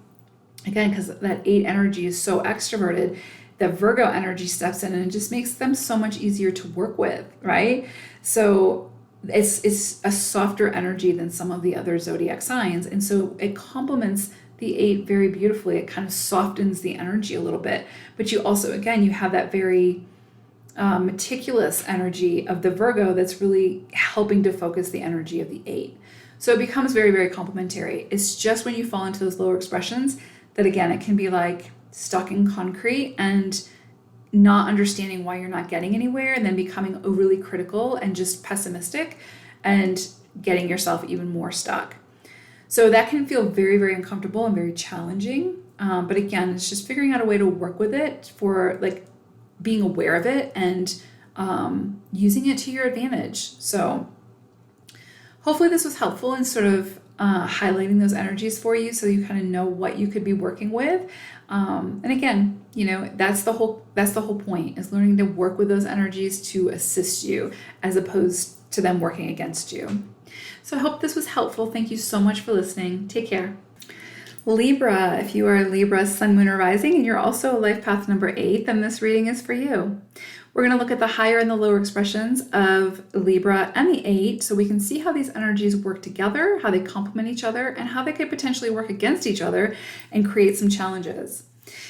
So Libra is an air energy, an air sign.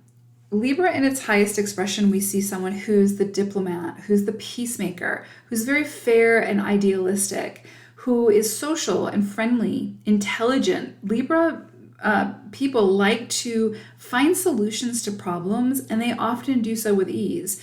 They can be forgiving, they're very trustworthy, and they're tactful. They're able to relay a message in a way that it lands so that people can work with it, as opposed to getting defensive, right? And so it doesn't get, it doesn't get lost in translation. So they can be very tactful in their approach and their actions. The lower expressions of Libra, we see moodiness, dishonesty, indecisiveness, neediness, egotistical in their actions, self-indulgent. They become untrustworthy, detached, and unemotional. They can be vain and they can be selfish. So what's interesting is when we look at the 8 energy, you can see how in the higher expression, Libra's an 8 energy. If you have a sun, moon, rising Libra and also an 8 energy, you will work really well with people. You'll have great relationships with people that will assist you in creating in the physical whatever it is that your soul came here to create. It's beautiful, beautiful, beautiful complementary energy.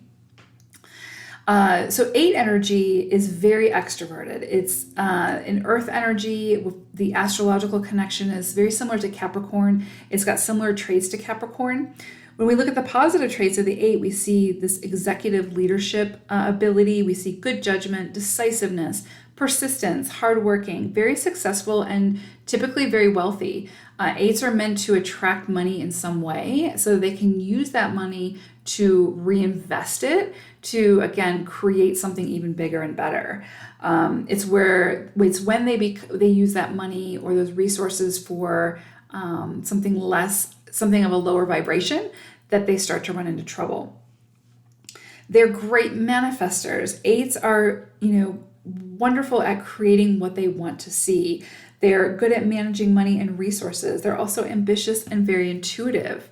8 is very much sort of the governor of the physical plane, but they're also very spiritual. If you flip the 8 over onto its side, you see the infinity symbol. So infinitely abundant, infinitely wealthy, infinite love, whatever the case may be.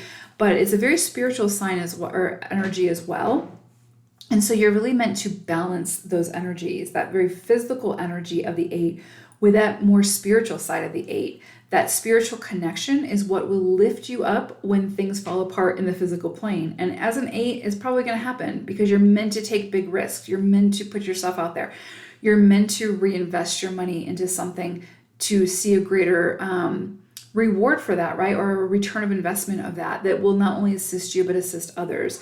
So there's a lot going on, right? With great power comes great responsibility. The negative traits of the 8, we see sort of this overambitious energy. They work too much. They're impatient. They become irritable. They become easily stressed and overwhelmed. They can be the bully, the one who's going to just bulldoze everybody to get what they want in life. And they can become very selfish and egocentric.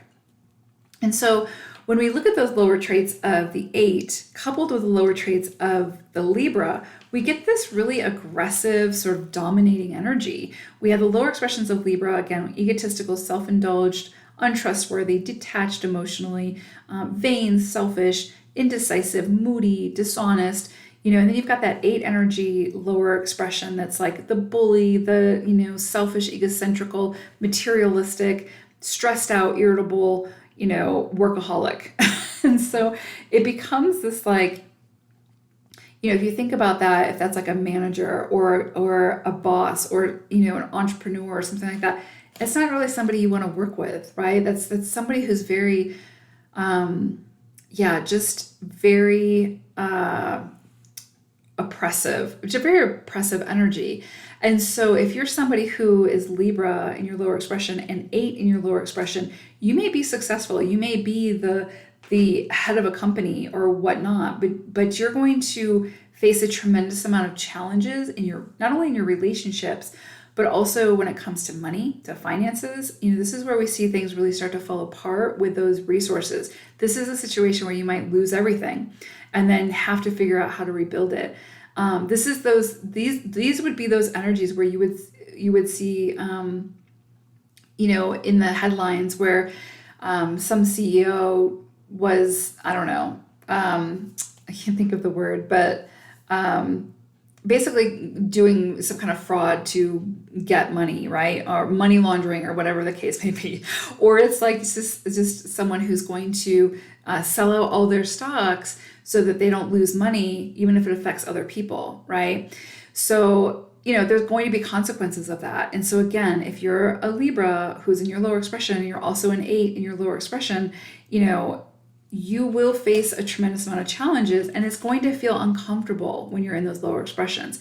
But it's ultimately meant to show you something, right? And it doesn't have to be that extreme, right? Like you don't have to be a money laundering, bully. It's just, that's kind of like, again, an extreme example. But you could be, where you see like your relationship's not working, or, you're trying to be a leader, but it's just not, you just keep hitting these struggles or these challenges, or you get into a situation where you lose all of your money or whatever the case may be. Ultimately, even if you're in those lower expressions, it's meant to show you something. It's meant to teach you something so that you can manage and work with those energies, because those lower expressions aren't going anywhere. Those are traits that are going to be a part of you for the rest of your life. So again, it's just a matter of being aware of them, figuring out how to work with them, and how to sort of, again, elevate yourself into a higher octave. So again, you could be a Libra who's very in your lower expression, and you're just very indecisive, right? As an 8, you need to be decisive because you are that energy that is the leader, that is the executive, that is the entrepreneur, right? You can't afford to be indecisive. So again, but that goes through, or you learn to be you learn to be decisive through the experiences you get by being indecisive, right? You see what I'm saying? So you're going to face challenges through that indecisiveness as an 8. And so that will teach you how to become more decisive. And it's not an overnight thing. So that's what I mean. It doesn't have to be the extremes. It can just be, you've got some things going on in your lower expressions you just need to overcome, you just need to work with. But it helps to be aware of what those are so that you can say to yourself, okay, I may be in this lower expression. I'm facing these challenges. What are these challenges trying to show me? And then you can work from there to help lift yourself up into those higher octaves and to manage those lower traits when they present themselves or when you sort of fall into them. Now, Libra and 8 energy in their higher expressions, again, beautiful complementary energy. You've got that peacemaker, the idealistic, social, friendly, intelligent person who works so well with other people, who people are just drawn to. This is great for like networking, for creating communities, for collaborating, whatever the case may be. And it's also like, again, people are going to be drawn to that energy. People want to work with Libran energy when it's in its highest expression because it's just such beautiful, nurturing, compatible energy, right? Like people want to be a part of that. And that helps the 8 because it helps you to relate to other people. It helps you to know how to speak to other people and work with other people. It just gives you that sort of innate gift of working well with others. And so it's very, very complementary, which for an 8, working well with others, even if you're the leader, working well with others is so important.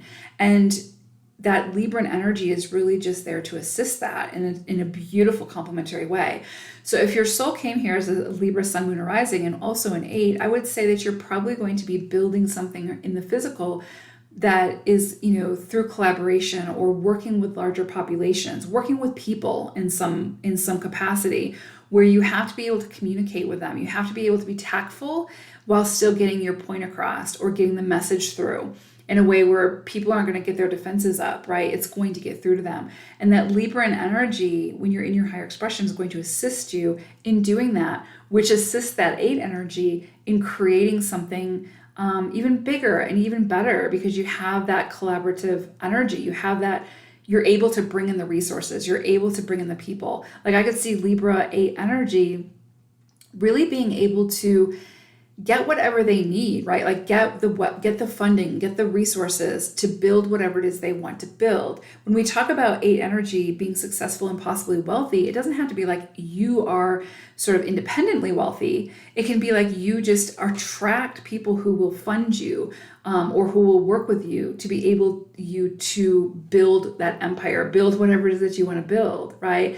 And so that Libran energy is fantastic for that, is fantastic for getting people to want to work with you. And it's almost like people are probably just going to be drawn to you when you're in that higher expression, which just completely assists that 8 energy, assists you in stepping into that 8 energy. So if you have Libra, sun, moon, or rising, and you're an 8, then yeah, I could definitely see you working in the public in some way, working with people, working in the community in some way, and people just being drawn to you and really wanting to work with you. It's not even like you really have to put a lot of effort into attracting those people. Just, yeah, your ability to, your energy when you're in that higher expression will just attract people to you. So higher expression Libra 8 energy is beautiful energy, very complementary, just so incredibly powerful and beautiful. Now, when you fall into those lower expressions, it's going to be challenging. It's going to be incredibly challenging, no doubt about it. But, you're going to see things sort of fall apart, or, relationships suffer, or, not being able to accomplish what it is that you want to accomplish, and feeling like, you're putting in all this effort with little return, or things just start to fall apart if you're in more of the extreme side of that. And so again, it's just a matter of figuring out or being aware of it and seeing what it's trying to show you, and then working to elevate yourself into those higher expressions where things are going to get real good, real quick when you're in those higher expressions. That's living in purpose for sure in those higher expressions, and you're going to see that, mimicked in the external reality. So Libra 8 energy, beautiful, just beautiful energy. Very challenging in the lower expressions, but your soul signed up for that for a reason, so that you could learn whatever it is that you need to learn in that experience. So I hope this was helpful. Thank you so much for listening. Take care. Scorpio, if you are a Scorpio sun, moon, or rising, and you are also in life path number 8, then this reading is for you. We're going to take a look at the higher and the lower expressions of both Scorpio and the 8, So you can see how these energies work well together, but also how they can work against each other and create some challenges. So Scorpio is, of course, a water element. When we look at the higher expressions of Scorpio, we see they're very ambitious, they're determined, they're very brave, they're loyal, they're very honest, they're protective, they are very intuitive and psychic, they're independent thinkers, they are very assertive, there's an emotional depth to Scorpios, even if they don't show it, so they may have their poker face on, but there's a lot going on beneath the surface. They're deeply sensitive and highly passionate individuals. Now, when we look at the lower expressions of Scorpio, we see they become stubborn, manipulative, they can be intolerant, jealous, resentful, aggressive, vengeful, they can be possessive, they can lack trust in others as well as trust in themselves. They have a lack of vulnerability in their lower expression, and they can also be very moody and hypersensitive. Now, when we look at the energies of the 8, we see this very extroverted energy. Scorpio is a lot going on beneath the surface, right? It's a very deep energy. So I would say it's probably a little bit more introverted, even though it's got very ambitious energy associated with it. And so we have this extroverted, very extroverted energy of the 8. And then we've got that water, sort of deeper, sort of inner energy of the Scorpio. And so you could see a little bit of push and pull there with those energies to begin with. But when we look at the astrological connection of the 8, we see it's very similar as far as its traits to Capricorn energy. 8 energy is also an earth energy. When we look at the positive traits of the 8, we see this very executive leadership, these leadership qualities. We see good judgment, decisive, very persistent and hardworking. 8s are typically very successful and even very wealthy, and they are meant to use that wealth and that success to continue to reinvent or invent new, bigger things within the physical plane that will not only assist them, but assist others as well. It's a very empowering energy, 8 energy is, and it's meant to not only empower the 8, but also those that they, are creating whatever they are creating for. 8 energy is a manifesting energy. 8s will create within the physical what they want to see. 8s sort of reign over the physical plane, right? That they are going to take the intuitive ideas, the inspirations, and create something tangible within the physical. And they have the potential to be incredibly successful and wealthy from that creation. And now, even though 8 energy is very physical, right? It's a very strong earth element. Even though it sort of reigns over the material plane, they're also very spiritual in nature. They are meant to be connected to their spirituality, to their higher consciousness, not only to, again, get the downloads, get the insights for the vision, for the goal, for these bigger things that they're meant to create, but also to lift them up when things in the physical sort of fall apart or don't work out, right? And so it's that they need that sort of deeper connection to keep them going, to pick themselves up, to reinvent themselves, or whatever the case may be. And so you can see how that Scorpio energy of that very intuitive, psychic, deeper sensitivity, deeper emotional energy really assists the 8 in staying connected to that other side of themselves, because the 8 can tend to be more practical, fall into that, again, more physical plane. So we also have the 8 energy, which is good at managing money, great at managing resources. They can be the CFOs of companies, right? Really running a business at a higher caliber. They're great at those sort of things. They're very ambitious, similar to Scorpionic energy. They're very ambitious. And they're also very intuitive. Again, 8s are not only within the physical plane and meant to sort of manage that energy, but they are also highly intuitive, and when they're in their higher expression, they're very connected to their higher consciousness. Some of the negative traits of the 8 is they can be overly ambitious, they can work too much, they can become impatient or irritable. They can also be selfish and egocentrical. They can also become sort of a bully who will just, bulldoze whoever's in their path to get what they want and what they feel they need, right? And so when we look at the lower expressions of Scorpio, that stubborn, manipulative, sort of intolerant, jealous, aggressive, vengeful energy, you couple that with the lower expression of the 8, which again can be overly ambitious, work too much, impatient, irritable, that bully, it becomes this very aggressive storm, right? Where it's like that this person will do potentially whatever they need to do to get ahead, no matter who gets hurt in the process. And of course you're going to face challenges in that situation.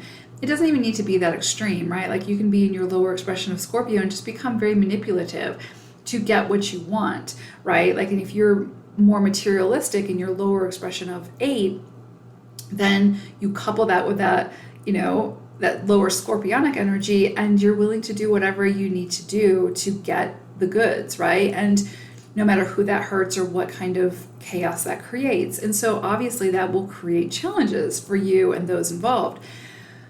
And so again, it just becomes like sort of this tumultuous storm if you're in the lower expressions of both Scorpio and your 8. And it really becomes very difficult to maintain relationships, to build anything that's going to withstand the test of time because of why it's built, right? So it's like if you're an 8 in your lower expressions of 8 in Scorpio energy and you're building this big empire, it's an empire that's eventually going to fall because you're building it for the wrong reasons, right? You're building it to acquire mass amounts of money or mass amounts of materialistic goods, or to be that sort of have that power, right? And you're not doing it for the right reasons. So obviously it's going to at some point implode. It's going to fall apart.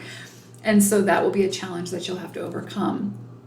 But in those lower expressions, that's where you're going to face your challenges. That's where you're going to pull the most wisdom and then from those experiences to gain the most insight. So those lower expressions don't go away. Those lower traits are a part of who we are. We're meant to learn something from them to help elevate us into the higher expression. So they're not a bad thing.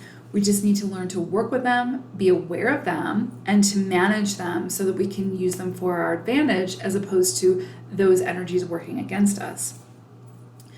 Now, the lower expressions of Scorpio and the 8 can be really intense, can be really challenging, not only for you, but for those involved. But now when we look at the higher expressions of Scorpio and the 8, we see a very ambitious individual who's very determined, who's brave enough to take risks, which as an 8, you're going to have to take risks. You're going to have to be decisive, right? There's also that level of loyalty and honesty with the Scorpio that people would love to see in a business partner or in somebody, in a business that they're going to be working with or giving their money to or whatever the case may be. 8 energy doesn't always have to be about business, right? You can be a philanthropist, you can be a volunteer and creating something within the physical that will do something for the greater good, right? That will have an impact in some way. And that Scorpio energy is going to give you that ambition and determination to do that and the bravery to take the risks that you need to take as an 8 to be able to build something that again will not only stand the test of time but that's bigger and better than anybody's ever seen before, right? So there's a lot of power and responsibility associated with the 8. And when you've got that Scorpio, that higher expression of Scorpio, with that loyalty, that honesty, that determination, and that bravery, it just complements each other very, very well. It becomes, you become someone who other people trust, who they can let their guard down with, who they know will get the job done or whatever the case may be, right? And so again, even though you've got sort of that deeper energy of the Scorpio, you've got that extroverted energy of the 8, and that Scorpio energy helps you to be the detective. It helps you to understand the people you're working with, that you're collaborating with, that, it helps you to be that detective, to figure out, what you need to do, what others need, that sort of thing. And it becomes, again, very, very complementary. And so whatever you're building, it's going to be building something that will have depth to it, right? Again, whether it's a business or a family or a community center or whatever the case may be, it's going to be something that takes into consideration the needs and the deeper desires of the community or the people at large. And yeah, it's very complementary energy. It's only when you fall into those lower expressions that things become incredibly challenging. But again, those challenges will give you what you need to be able to fully step into your higher Scorpio and 8 energies, which then you will feel fully aligned. You'll feel like this powerhouse who's ready for anything, ready for the challenges, and aware of other people's sort of the inner workings of the others involved, right? Which again just helps your entire process as an 8. So it's actually very, very complementary, very beautiful energy, the higher expression of Scorpio coupled with that 8 energy. And you'll feel that ambition. You'll feel that like desire to understand what the people need, or what, whoever you're working with, or whatever the situation is. And people will sense that and they'll appreciate that. And so again, it's just very complementary energy. And again, Scorpio at its highest expression can be very assertive, but in a very productive way. And so you need that sort of assertiveness, right? And that bravery and ambition as an 8 to be able to take those risks, put yourself out there, to live on the edge, to, have that constant death and rebirth, right? That, because that's the process of the 8 is going to be there's going to be highs and lows, and you've got to have that, again, that spiritual connection to help lift you up when things fall apart. But if anyone can rebuild and rebuild even bigger and better, it's the 8. And when you couple that with a Scorpio, yeah, you're gonna be unstoppable. That's beautiful, powerful energy. But again, great power in lower octaves can be very destructive. And so again, you just need to be, find ways to work through those lower expressions, understand them, and have them work to your advantage the best that you can. So I hope this was helpful. Thank you so much for listening. Take care. Sagittarius. If you are a Sagittarius sun, moon, or rising, and you are also a life path number 8, then this reading is for you. So we're going to take a look at the higher and the lower expressions of both Sagittarius and the 8, so you can get an idea of how these energies work together, but then also how they can work against one another and create some challenges. So Sagittarius is a fire element. Sagittarius in its highest expression, we see the freedom lovers, those who are very optimistic, honest, who are intelligent. They have great sense of humors. They're fair-minded, they're spontaneous and fun. They are adaptable to change. They're a very enthusiastic and generous sign. Sagittarians are very playful. They kind of bring that childlike energy into an environment, all while getting the job done, right? So it can be a very fun sign and energy to work with. The lower expressions of Sagittarius, we see someone who's impatient, who is blunt without a filter, and they'll tell you exactly how it is, no matter how undiplomatic, which sometimes can be a good thing. But sometimes you have to have a little bit of tact to know how to deliver a message so that it lands in a way that people can work with it, as opposed to getting defensive. Sagittarians who are in their lower expression will often promise more than they can deliver, which can create stress and anxiety for all involved. They can be inconsistent. They can get bored really easily with something. It's hard to keep their attention. They can be emotionally distant, and they can have a lot of reckless behavior in that lower expression.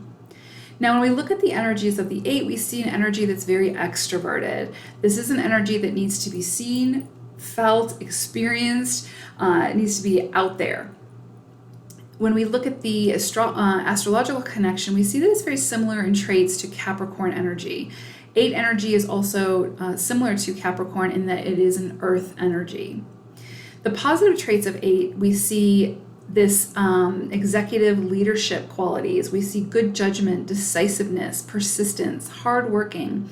8s are generally very successful and possibly even wealthy. They're meant to acquire that wealth, whether it's through inheritance or through their work, to be able to reinvest that money into the greater community in a way that's going to assist others in some way. In a way that's going to not only empower themselves, but empower others. And so there's a greater purpose to that wealth. They also are the great manifestors. They will create within the physical what they want to see. And so that 8 energy sort of governs the physical plane. Again, in that they are meant to create something very tangible that can be worked with and seen and felt and experienced, right? It's a very ambitious sign, but it's our number, but it's also a very intuitive number. If you flip the 8 to the side, you'll see that it's the infinity sign. So infinite abundance, infinite wealth, infinite love, infinite whatever. And so it's a very spiritual sign as well, or very spiritual number as well. And so 8s are meant to really incorporate that very physical, practical, logical side of themselves with that more intuitive, spiritual side of themselves. And that spiritual side is what will help lift them up when things fall apart in the physical, because there's a lot of ups and downs with 8 energy as they, build their empire, as they build whatever it is they're meant to build within this lifetime. Within the physical. And so they need that spiritual connection to continue to lift them up, to elevate them so that they can pick themselves up and start again. And if anybody can rebuild an empire, it's an 8. And so when we look at the lower expressions of the 8, we see someone who's overly ambitious, who works too much, who becomes very impatient or irritable. They can be the one who will sort of bulldoze everybody out of their way to get what they want. They can become very materialistic, where the whole purpose of wanting to build an empire or build whatever it is they want to build is simply to acquire wealth, right? For their own gain, for their own selfish reasons, as opposed to using that wealth through philanthropy or something like that, where it's helping a greater cause. They can become very easily stressed out or overwhelmed as well, and again, become very sort of selfish or egocentrical. Now, when we look at the, the lower expressions of Sagittarius, or the lower expressions of the 8, we see how it becomes very chaotic very quickly. So Sag energy, lower expression, they become impatient, blunt, making promises they can't keep. They become reckless or emotionally distant or inconsistent. And if you think about inconsistency or, that sort of impatience or making promises they can't keep, and you couple that with this very 8 energy who's meant to, collaborate, be the leader, be the one that people look to for the guidance, it becomes very chaotic. And so it affects your relationships, it affects your work, it affects sort of every aspect of your experience. And so as you try to step into that 8 energy, and so if you couple the Sag lower expression with the 8 lower expression, then you've got this overambitious energy who's just trying to create too much and who's very inconsistent, but who's also becomes very much impatient and irritable and materialistic and selfish. And so it just becomes really this chaotic energy of trying to accomplish too much, overcommitting yourself, and then becoming upset when you can't produce, or other people becoming upset when you can't produce what you've promised. And then you maybe beat yourself up or become impatient or irritable with yourself, right? So it can just present itself in a myriad of ways, but it can become very, very uncomfortable very quickly, and it can be very, very chaotic. And so the lower expressions are a part of who you are, and they don't go anywhere. They're a part of who we are for our lifetime, but they're meant to show us something, and we're meant to extract that wisdom from those experiences, from those challenges, and to gain that awareness. So when we fall into those lower expressions in the future, we're able to pull ourselves out of it and work with that energy to elevate us into a higher octave. So lower expressions are not bad. They are a part of who we are. We're just meant to figure out how to manage them and work with them so that they're not in control of us. We're in control of that energy.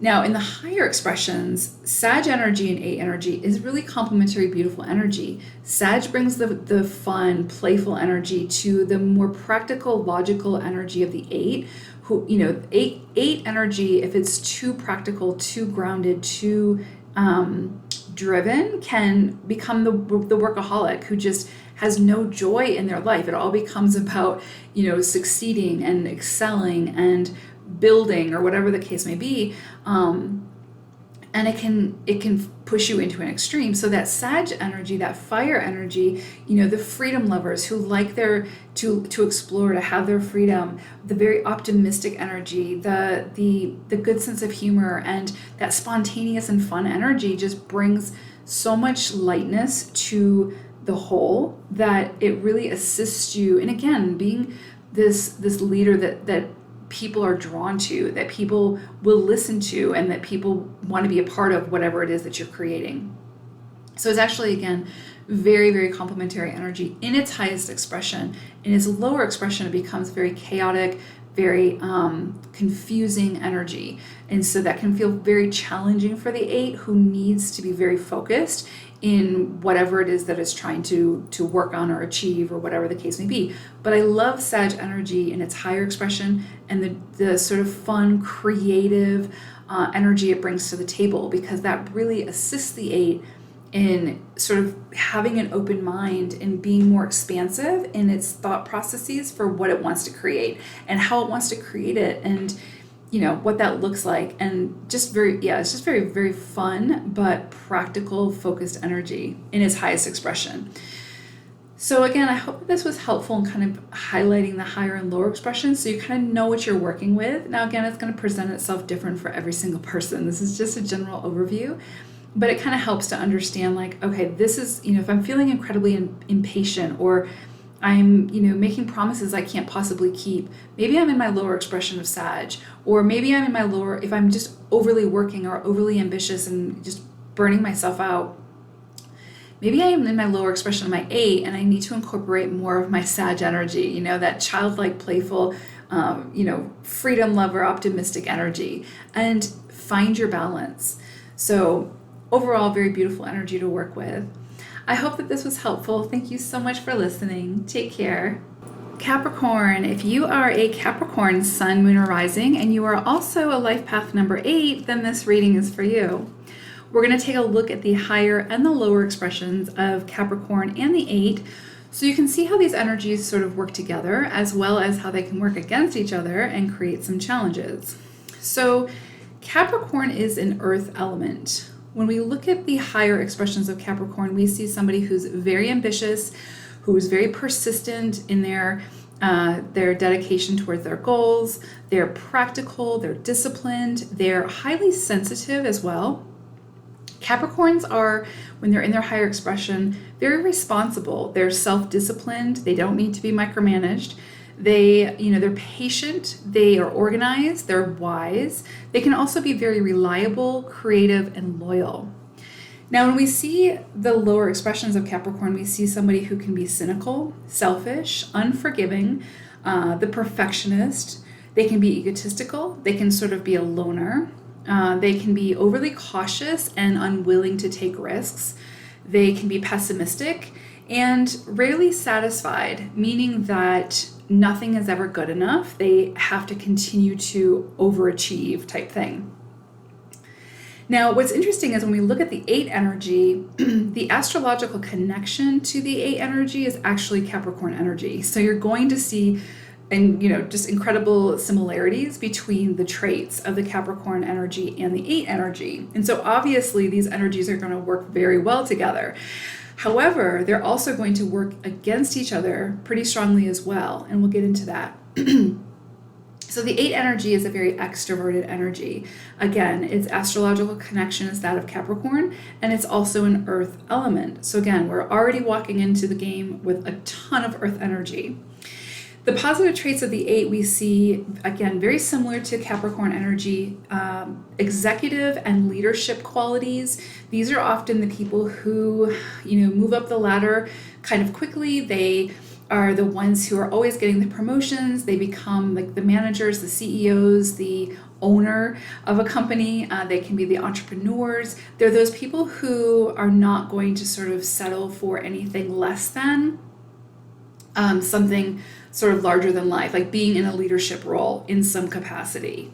There's obviously nothing wrong with having an entry-level position, but if you have 8 and Capricorn energy, you're not going to settle for anything mundane. You're going to need that constant challenge. You're going to, you're the dedicated person who's always striving to do better, right? And so again, 8 energy will, they sort of govern that material plane. They are the ones who are going to create within the physical what they want to see. And so if they're not seeing, what they need or what they think will benefit people to a greater extent, they're going to find a way to create it.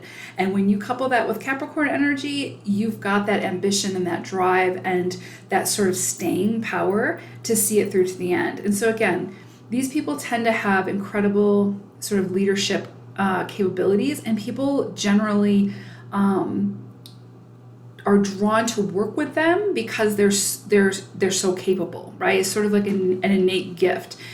Now, when they're in their highest expression, 8s they have very good judgment. They're very decisive. They're able to make decisions on the fly and not second guess those decisions. They are persistent. They're going to, again, no matter what challenges they face, they're going to find a way to accomplish whatever needs to be accomplished.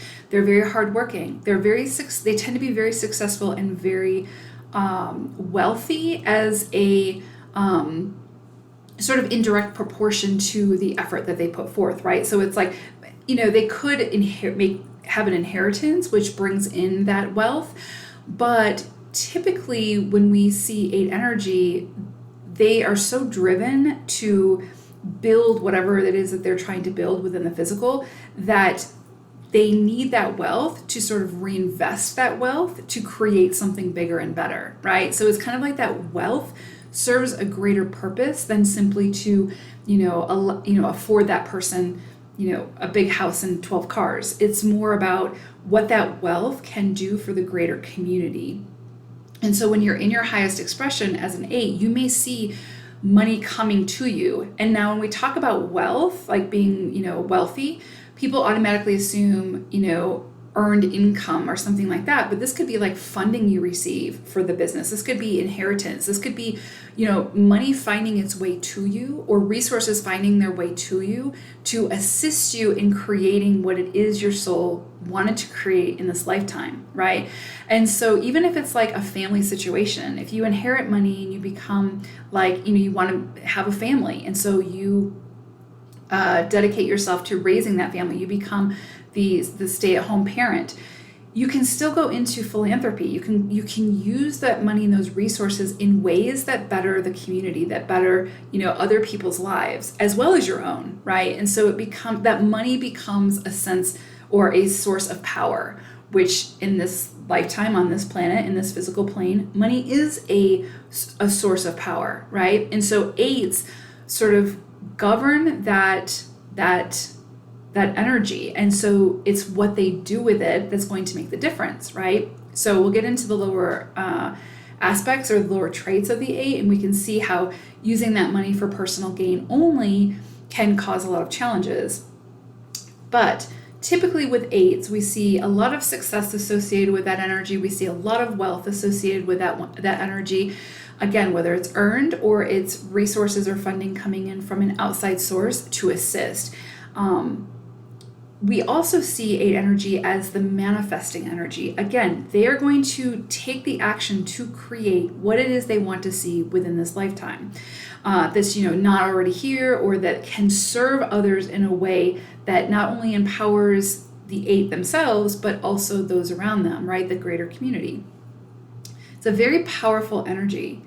They're good at, when they're in their higher expression, they're very good at managing money and resources. And so a lot of their challenges early in life will be around managing money or managing resources, right? They might lose a lot of money or be too impulsive, or things may happen that force them to figure out how to better manage their money, setting them up to understand that later in life when they amass they come into a large amount of money or whatever the case may be. But typically, they are good at managing money and resources when they're in their higher expression. They're also, again, very ambitious, but they're also a very spiritual, intuitive energy as well.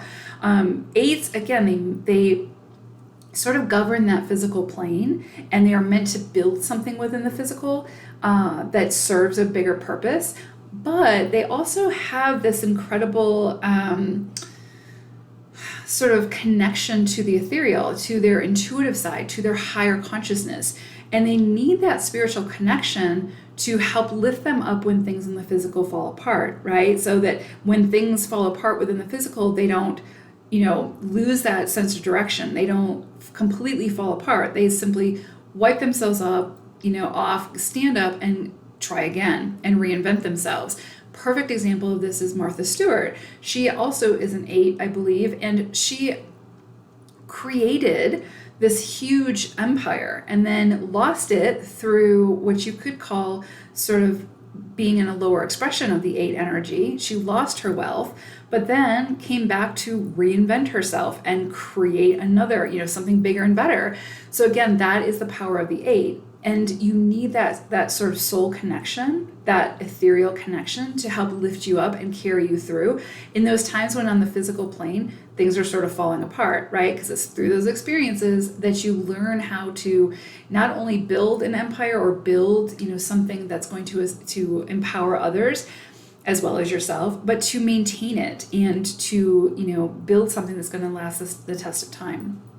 So not only are they very physical in nature in what they're trying to do and create, they're also very intuitive and again, just connected to the cosmos in that way. The negative aspects of the 8, we see this overambition. They work too much. They become the workaholics. They become impatient. They become overly focused where it's only about the goal. It's only about, what it is that they're trying to achieve, as opposed to the other details, right? The things that go into that process or the people involved in that process, right?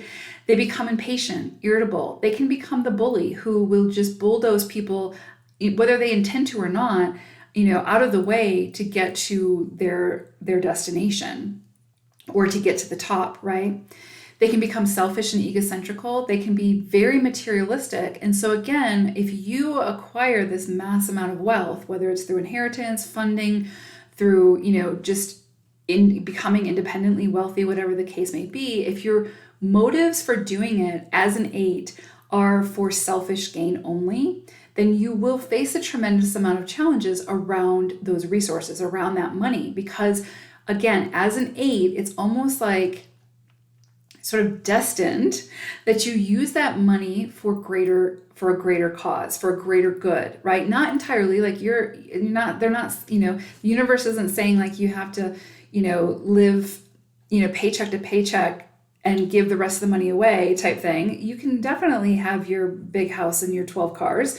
That's fine, as long as there's an equal exchange of energy and you're giving that money or reinvesting that money in a way that's going to assist the greater good, right? Like I think of like Elon Musk when I'm talking about this, and I don't know if he's an 8 or not, but acquiring the money and then reinvesting that money in a way that creates something even bigger and better to assist other people, right? To help the humanity or to help the greater community, and to continue to do that, not to simply acquire those materialistic goods or that wealth for your own fulfillment, if that makes sense, right? And so there's almost like this sort of core purpose for the 8 to be successful and acquire that wealth to redistribute that wealth, right? In a way that, again, empowers not only themselves, but others and assists others in some way.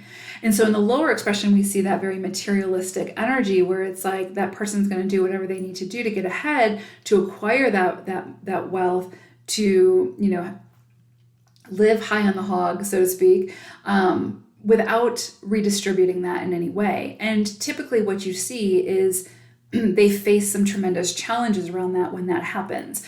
I don't know the whole situation with Martha Stewart, so, I'm not going to go into that, but I think that there was something around like her selling stocks or something like that, and to get ahead or, secretly or whatever. But again, that was for more selfish, materialistic reasons, right? And so she faced an incredible challenge around that. But again, she was able to rebuild. So, when you're in your lower expressions, they don't have to be that extreme. It's just that they're going to teach you something. They're going to help to redirect you in the way that your soul wants you to go, right? So now when we look at Capricorn energy and we look at the lower expressions of Capricorn, because remember, 8 energy is very, it correlates very well with Capricorn energy. It's basically the same kind of energy. The lower expression of Capricorn energy is going to be, again, cynical, selfish, unforgiving, that perfectionist energy, that, that the one who's like just driven to the point where it's for selfish means. They're going to be the ones who just, again, are rarely satisfied. So maybe constantly beating yourself up because you're not achieving what you want to achieve. And then, so again, it just becomes like this dense earth energy is what it comes down to. And then you couple that with this lower dense earth energy of the 8, materialistic, the bully, the, impatient, the workaholic. Again, it just becomes like this energy that just will burn you out. It will just be so dense and so heavy that you have no momentum. And so again, lower Capricorn and lower 8, you would probably be that person who would just completely, work yourself to exhaustion, where it's all about the business, it's all about work, it's all about acquiring the money or the resources, and that becomes like a fixation to where it becomes an extreme, and then it becomes toxic. So again, you just have to be, if you're in those lower expressions, you just have to be aware of what's my focus, what's my motive, what's the why in the situation. Am I becoming overly stressed, and why am I becoming overly stressed? Where's my focus? Why am I doing whatever it is that I'm doing? Where does this shift need to take place? And those lower expressions, they're not bad. They're a part of who we are. Those lower traits are a part of who we are. They're going to be with us for the rest of our lives. So it's not about eradicating them, right? It's about learning to work with them, learning to recognize and be aware of when we fall into those lower expressions.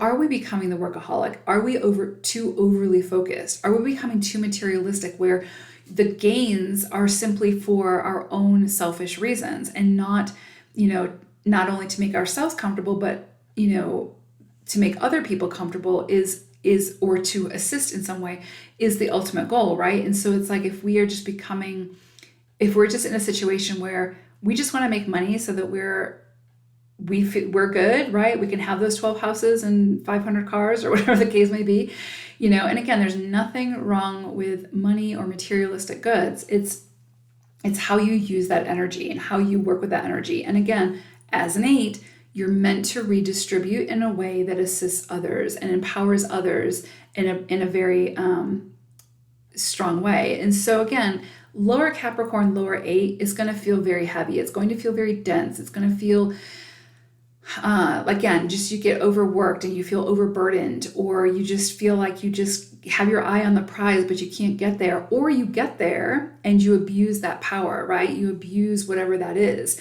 to the point of, where it's destructive and there has to be a fallout, basically, right? And so again, you'll face those challenges. Those lower expressions are going to come with challenges. That's where the wisdom lies. That's how we extract the wisdom, is because we go through those challenges, we figure out how to overcome the challenges, and we use that to elevate us into a higher octave. So lower expression Capricorn 8 is going to feel really heavy. It's going to feel really challenging. It's going to feel like you're just not getting any momentum. You're not seeing any kind of progression. And then you just need to check yourself. You need to see, why am I facing these challenges? What are these challenges trying to show me? And it's through those challenges that you'll understand, okay, I need to shift my perspective here. I need to understand my motive and adjust that motive, perhaps, right? Or whatever the case may be, because it's going to affect each person individually.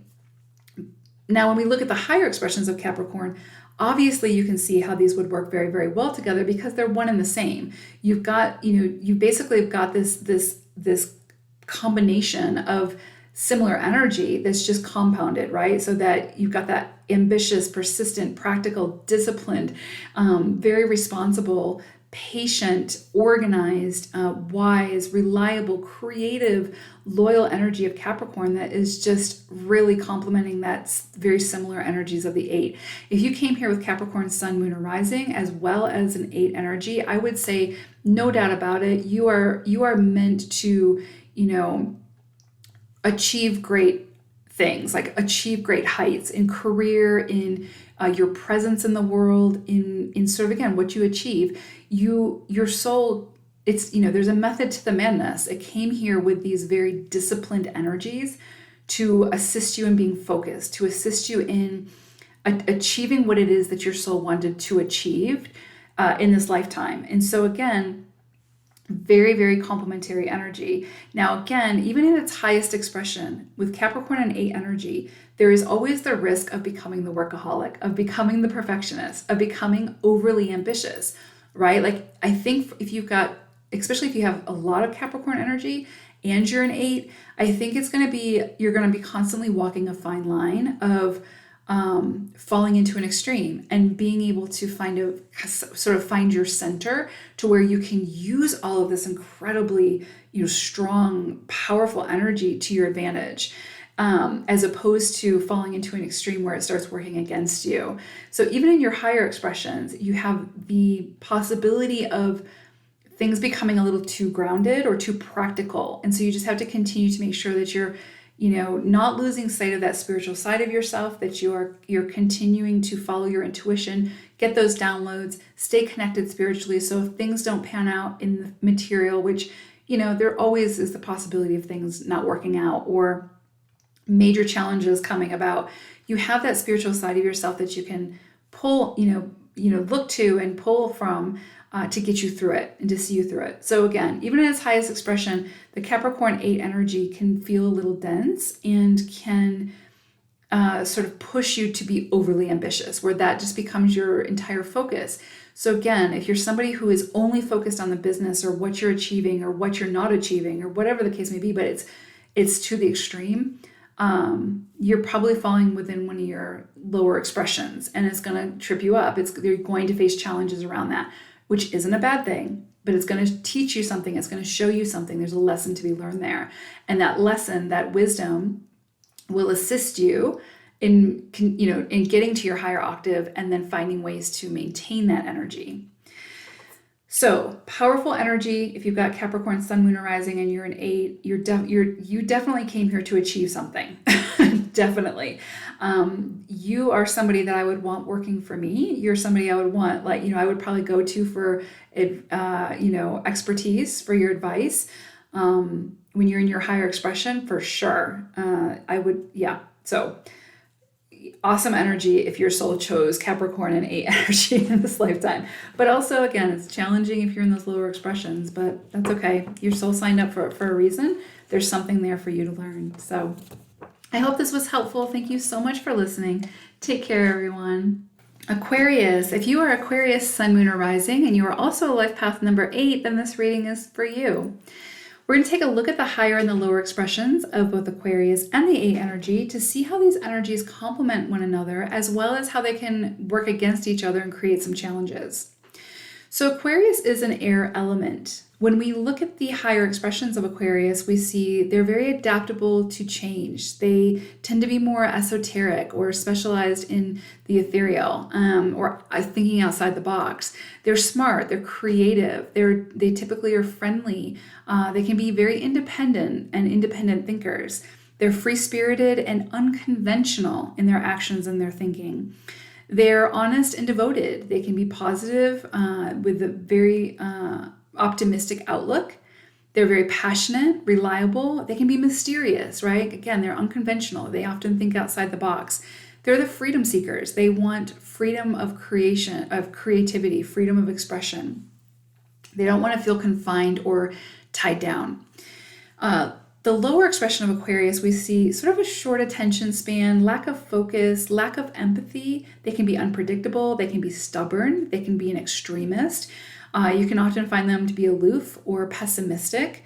They can be overly rebellious, where they're just not willing to follow the rules in any way, shape, or form. They can be impatient as well. Now, when we look at the energies of the 8, we see this very extroverted energy. I also consider Aquarius to be sort of an extroverted energy as well.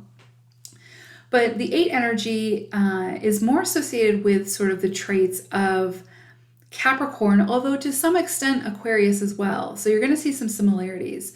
8 energy is also considered an earth element. When we look at the positive traits of the 8, we see executive and leadership qualities. These are your CEOs, your CFOs, your owners, your entrepreneurs, the ones who people go to for their expertise and advice because of what they've built, what they've showcased. that they can do. These people have good judgment. They're very decisive. They make a decision and they go with it and they don't second guess it. They take risks. They're persistent. They're hardworking. They're typically successful and even wealthy. That success and with that wealth, however, are meant to be redistributed, are meant to be reinvested into the greater community, into assisting and helping others. That's a really big part of the 8 energy. You will often find that money seems to find the 8, whether it's through funding or through inheritance or through their own work. But again, they're meant to use that money for a greater purpose. And that's kind of key to remember. They are the manifestors. They are going to create what they want to see within the physical plane. 8 energy is sort of governs the material plane, right? Like they're going to build something tangible within the physical, create something within the physical that will, again, assist others or help the greater, or have a greater purpose, if that makes sense. They're good at managing money and resources. And so again, they're who you want at the helm of your business. They're who you want, as a CFO or something like that. They're great at owning their own business and managing their own business. They're incredibly ambitious and also intuitive. Again, 8s manage the material world or govern the material world, but they're also very intuitive. They're very spiritually connected when they're in their highest expression. They need that connection to sort of pull from when things fall apart within the physical. Because again, there's a lot of highs and lows when you're an 8, because you're building something big. You have like sort of this innate desire to again, build something, be successful and build something that's going to have a bigger purpose. So again, if you look at the 8 on its side, it's the infinity sign, right? So that's like infinitely abundant, infinitely wealthy, infinitely, loved, whatever the case may be. But it's very spiritually connected. So again, when they're in their higher expression, they are very practical, logical, in the physical, but also very tuned into the more spiritual side of themselves. Negative traits of the 8, we see overly ambitious, the workaholic, very impatient. Why aren't things happening quicker for me? I'm going to force this, whatever the case may be, right? But they can become incredibly impatient. They can become irritable. They can be the bully, the one who's going to just step on whoever they need to step on to get ahead. They can also be very materialistic, again, using that wealth that seems to find them for only selfish reasons. And that is when they're going to see some of their greatest challenges, because there's something to be learned there, and because sort of they have that innate, sort of at their core, innate desire or purpose to use that wealth and success, again, for a greater purpose. And so if they're materialistic and selfish, they're going to see challenges around that. Or if they're a bully, they're using everybody to get ahead, that might happen. They might get ahead, but trust that you're going to face challenges around that at some point. You're going to see that fall. And so when we look at the lower expressions of Aquarius, short attention span, lack of focus, lack of empathy, unpredictable, an extremist, pessimistic, overly rebellious and impatient, we can see how there's like almost this like really chaotic energy that comes into the mix. And so you have this very driven, selfish, materialistic energy of the lower 8, coupled with this sort of chaotic, lack of focus energy of the Aquarius energy. And it becomes like very push and pull, very, again, almost like there's two sides of yourself, Dr. Jekyll and Mr. Hyde type situation, where it's like you have the 8 energy that's like overly focused almost, right? And then you have this Aquarian energy that's like aloof and, just short attention span and kind of all over the place. And it just becomes like this incredible push and pull energy, a tug of war per se.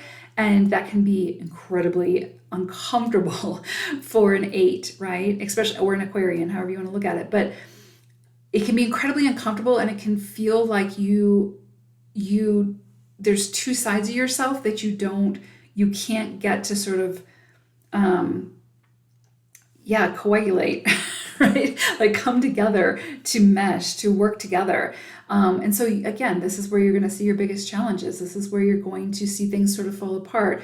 Maybe you're trying to build a business, but you're in your Aquarian lower expression, and you're aloof and all over the place, right? Or lack of focus, and so, or want that freedom, and so you're not dedicating yourself or focusing enough, or whatever the case may be, and you see the fallout of that. So you're going to see those challenges when you're in your lower expression. But again, the lower expression is not a bad thing. It's going to teach you what you need to know. It's going to show you what you need to be shown in order to elevate yourself into those higher expressions. But it can feel incredibly chaotic if you're in your lower expressions of Aquarius and the 8. It can kind of feel like you can't get yourself motivated, or you can't get yourself on the same page with yourself, if that makes sense. Or you may start something and not finish it, and that can be incredibly uncomfortable for an 8 as well. So there's a myriad of ways that this can kind of show up, right, and how it can manifest for you if you're in those lower expressions, but it's going to feel incredibly uncomfortable. It's two almost polarizing energies to work with when it's in the lower expression. But again, focus on what it's trying to show you so that you can learn from that experience, so that if you fall into those when you fall into those lower expressions throughout your lifetime, you're able to manage that energy and work with it, as opposed to having it work against you. Now, if we look at the higher expressions of Aquarius and the 8 energy, it's actually it's actually a really beautiful energy and complementary energy to work with. You've got the adaptability, the sort of unconventional thinking of the Aquarian energy, which is so awesome for 8 energy. Like that's, it allows that 8 energy to not be quite so practical or quite so hyper-focused, and it brings in a bigger picture. It brings in like this expansive thinking, right? It's like, if you came here as an Aquarius, Sun, Moon, or Rising, and an 8, I would say that you're going to create something, or you are intending to create something within this lifetime that hasn't been seen before, that's unconventional, that people might not necessarily buy into right away, but that eventually will have a greater impact, that will serve a greater purpose. I don't know what Elon Musk's number or his signs are, but it would be interesting because I could almost see him as like an Aquarian 8. Again, for that unconventional thinking, and then also the 8 energy of, sort of taking the risks and amassing a large empire, right? A large amount of wealth, to reinvest that wealth into creating something even bigger that's outside the box, right? He's constantly thinking outside the box, and he's constantly reinvesting that success and that money back into his business to create something even more. That's, again, going to hopefully assist other people. And not only himself. And so, again, you can see that unconventionality and free-spirited energy of the Aquarius, how it assists the 8 to think outside the box. So I would definitely say, if you're like an Aquarius, Sun, Moon, or Rising, and you're also an 8, it would be very likely that you would be creating something or working in some way that requires this sort of honest, devoted energy with this positive, optimistic outlook, but that's very unconventional, right? There's that free-spirited energy, and can be very adaptable to take risks and to, again, think outside the box, to create something that hasn't been done before, that will be successful and bring in a large amount of wealth, so that you can redistribute that wealth, or whatever, those resources. But it's actually really big energy to work with, that Aquarius and 8 energy. It's really big energy to work with. And again, it's like that unconventionality, which just makes it so much bigger, and thinking outside the box. I think the only thing would be, like, if you're an Aquarius, Sun, Moon, or Rising, even in your highest expression, and an 8 in your highest expression, it might be, you might just need to make sure you're not falling into those extremes, right? Because sometimes Aquarius can be an extremist, where they fall either like they're like so freedom seekers that they're just so expansive that they have a hard time doing things in moderation. And that can be a little bit challenging for 8 energy, because you still have to have that focus. You still have to have that sort of dedicated drive as an 8. And so you may find that a little bit challenging as well, is to find that moderation and to find that patience, because Aquarius can be a fast moving energy and can kind of be impatient. And so you just need to, again, sort of find that happy medium and find a way to harness all of this big energy. And when you can do that, I would love to see what you create, because holy guacamole, that's incredible energy. In the lower expression, it's a little challenging, not gonna lie, but you know what? It's nothing you can't work with, and there are going to be some incredible gems of wisdom to extract from those experiences that will assist you in your movement forward. So again, there's no bad about it. So I hope this was helpful. Thank you so much for listening. Take care. Pisces, if you are a Pisces sun, moon, or rising, and you're also life path number 8, then this reading is for you. We're going to take a look at the higher and the lower expressions of both Pisces and the 8 to see how these energies work well together, as well as how they can work against each other to create some challenges. So Pisces is a water element. Pisces in its highest expression, we see somebody who's highly adaptable, who's the visionary, who's kind and gentle, also highly intuitive and psychic. Pisces can be very creative, they're empathetic, they can be very generous, they're typically emotionally mature in their highest expression, and they're also laid back and agreeable. They're great people to work with when they're in their higher expression. Now, when we look at Pisces in their lower expression, we see someone who's overly emotional, who's hypersensitive, who's overly trusting and easily swayed or influenced. They can be closed off emotionally, they can be naive, they can also have sort of a victim mentality, and they can be moody. So when we look at the energies of the 8, whereas Pisces really seems a little bit more introverted, we have this really just completely extroverted energy of the 8.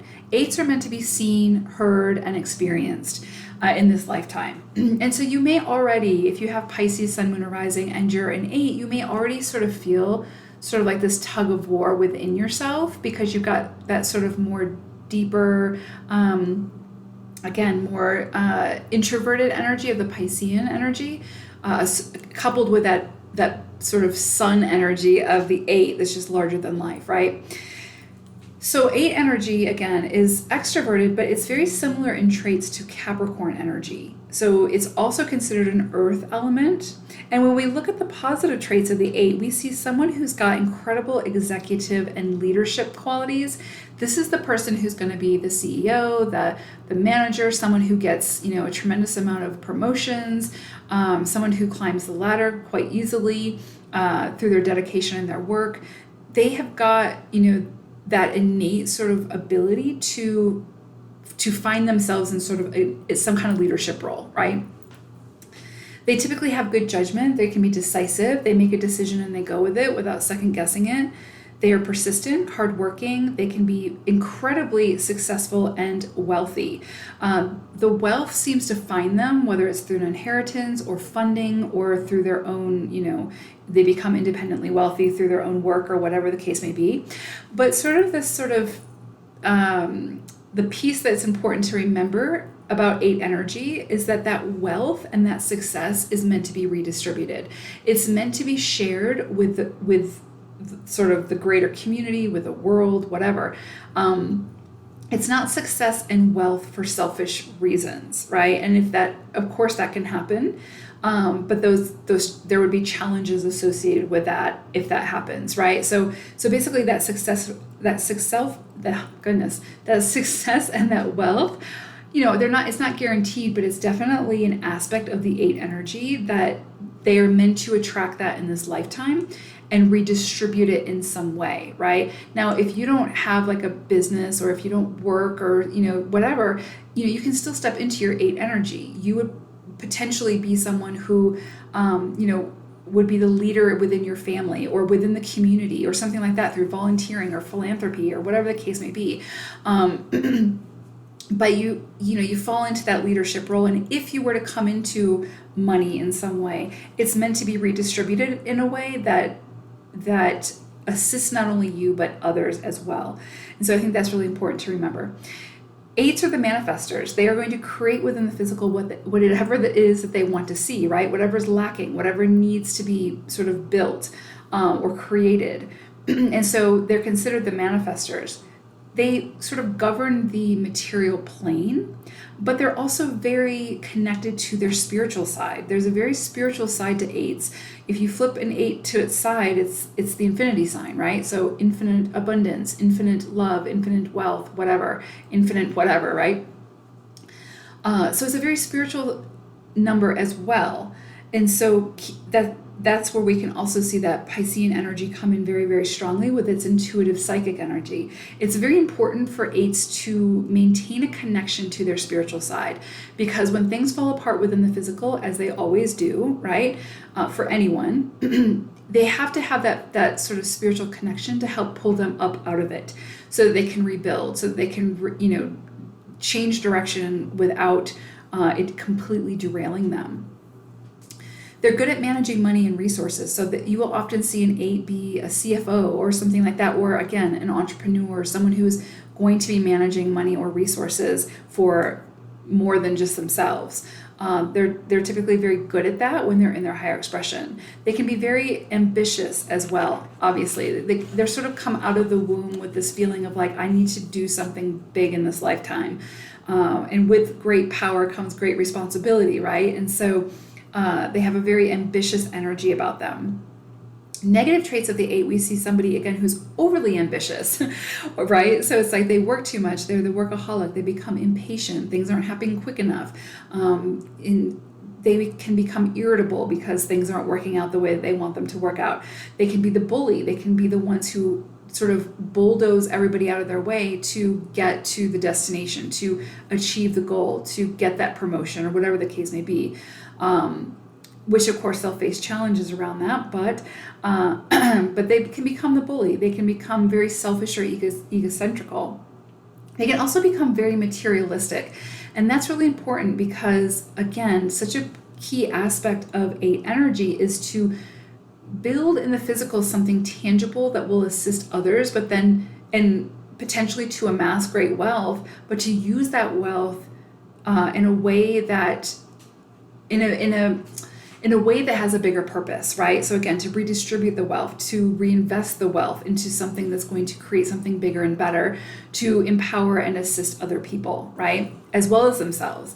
And so if you fall into the lower expression, you become very materialistic, that becomes more selfish, right? You're trying to achieve the goal for very selfish reasons, and you're going to face challenges around that. You may achieve it, you may get the wealth and all that, but ultimately you're going to face a great challenge around that, whether it's you lose it, you get, you go to jail or something like that, who knows, right? I mean, those are extreme examples, but anytime you fall into your lower expressions, you're going to face challenges around those expressions, those traits, because there's something there for you to learn. There's something for you to extract, some kind of wisdom that will help you move into your higher elevation. So again, if we look at the lower expressions of Pisces, we see overly emotional, hypersensitive, overly trusting, easily swayed, right? Like closed off, naive, victim mentality.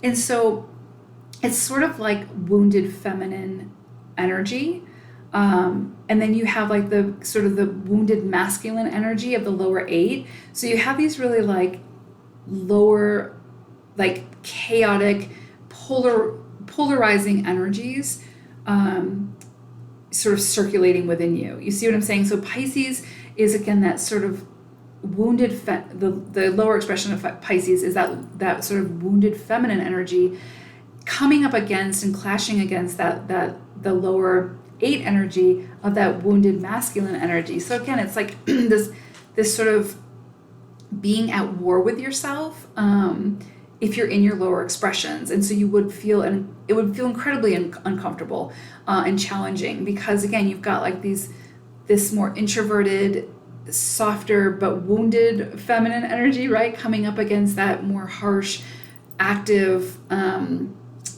again, sort of aggressive energy of the wounded masculine. And it's just constantly butting heads, both wanting the attention, both needing the spotlight. You see what I'm saying? And so it can feel, when you're in your lower expressions of Pisces and your lower expressions of the 8, it can feel like just an incredible like war within, you know what I mean? And so you're trying to figure out, like, part of you wants to be, out there and overly focused, and this, I don't know, like this rich leader, and then you've got the Pisces energy that's like hypersensitive and easily swayed and, easily influenced or whatever. And so it just becomes very chaotic, but very, just like two polarizing forces trying to come together, almost like two magnets. You're trying to put the magnets together, and but you've got the polar opposites kind of going. You see what I'm saying, where they repel each other, and so that you have that all happening within you if you're in your lower expressions. And so Pisces, Sun, Moon, or Rising, and 8 energy in those lower expressions can be incredibly challenging. But nothing you can't work with, and those lower expressions are going to show you something, right? Those challenges are going to teach you something. So the more uncomfortable, the more there is to learn. And nothing you can't do. Like I said, 8 energy, with great power comes great responsibility. And so your lessons might be greater than, some of your friends or relatives. But through those lessons, it is preparing you to step into those higher expressions and do what your soul came here to do, which is incredible, incredible work. So lower expressions aren't a bad thing. They're here to teach something. We're going to learn from those expressions. Those traits never go away. But again, we're going to dip in and out of them throughout our lives. But what are they trying to show you when you're in that? What are the challenges that you're facing? What are those challenges trying to show you? Now, in the higher expression of Pisces and the 8, it's actually really beautiful because, again, you have this very highly adaptable energy of Pisces. They're the visionaries. They can think, a little bit deeper. They bring that depth into the experience for the 8. They've also got that kind and gentle and agreeable energy that comes in. They're very easy to work with. And plus, they're super intuitive and psychic. So again, it's like you have almost innately this connection to your higher consciousness, right? Where it's like you're more sensitive to it. Like we're all psychic, we're all intuitive, but some people are just a little bit more sensitive to it and can work with that energy or be more in tune to that energy much more quickly than others. And so the Pisces energy brings that into the 8 energy, which is great because you need that spiritual connection. We talked about that. And then that being highly adaptable and sort of being that visionary just assists that 8 in a way where, because 8s can sometimes be a little bit more practical or logical. Again, think physical plane. And so the 8 energy brings in that softer energy, that sort of thinking outside the box in a very idealistic way. But the 8 has the power to sort of create that idyllic situation, right? It's like they can manifest that through their actions.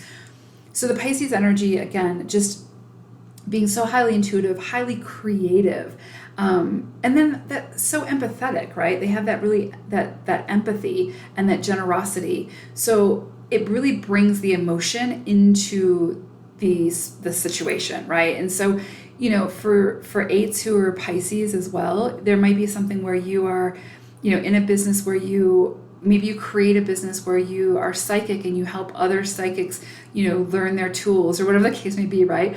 That's just an example, obviously, as a reader.